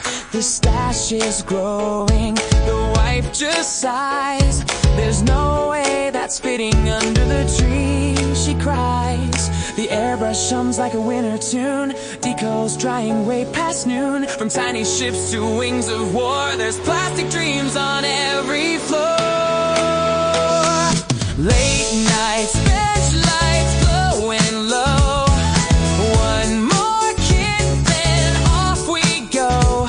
It's beyond the box art Christmas time, where passion beats perfection, every single line.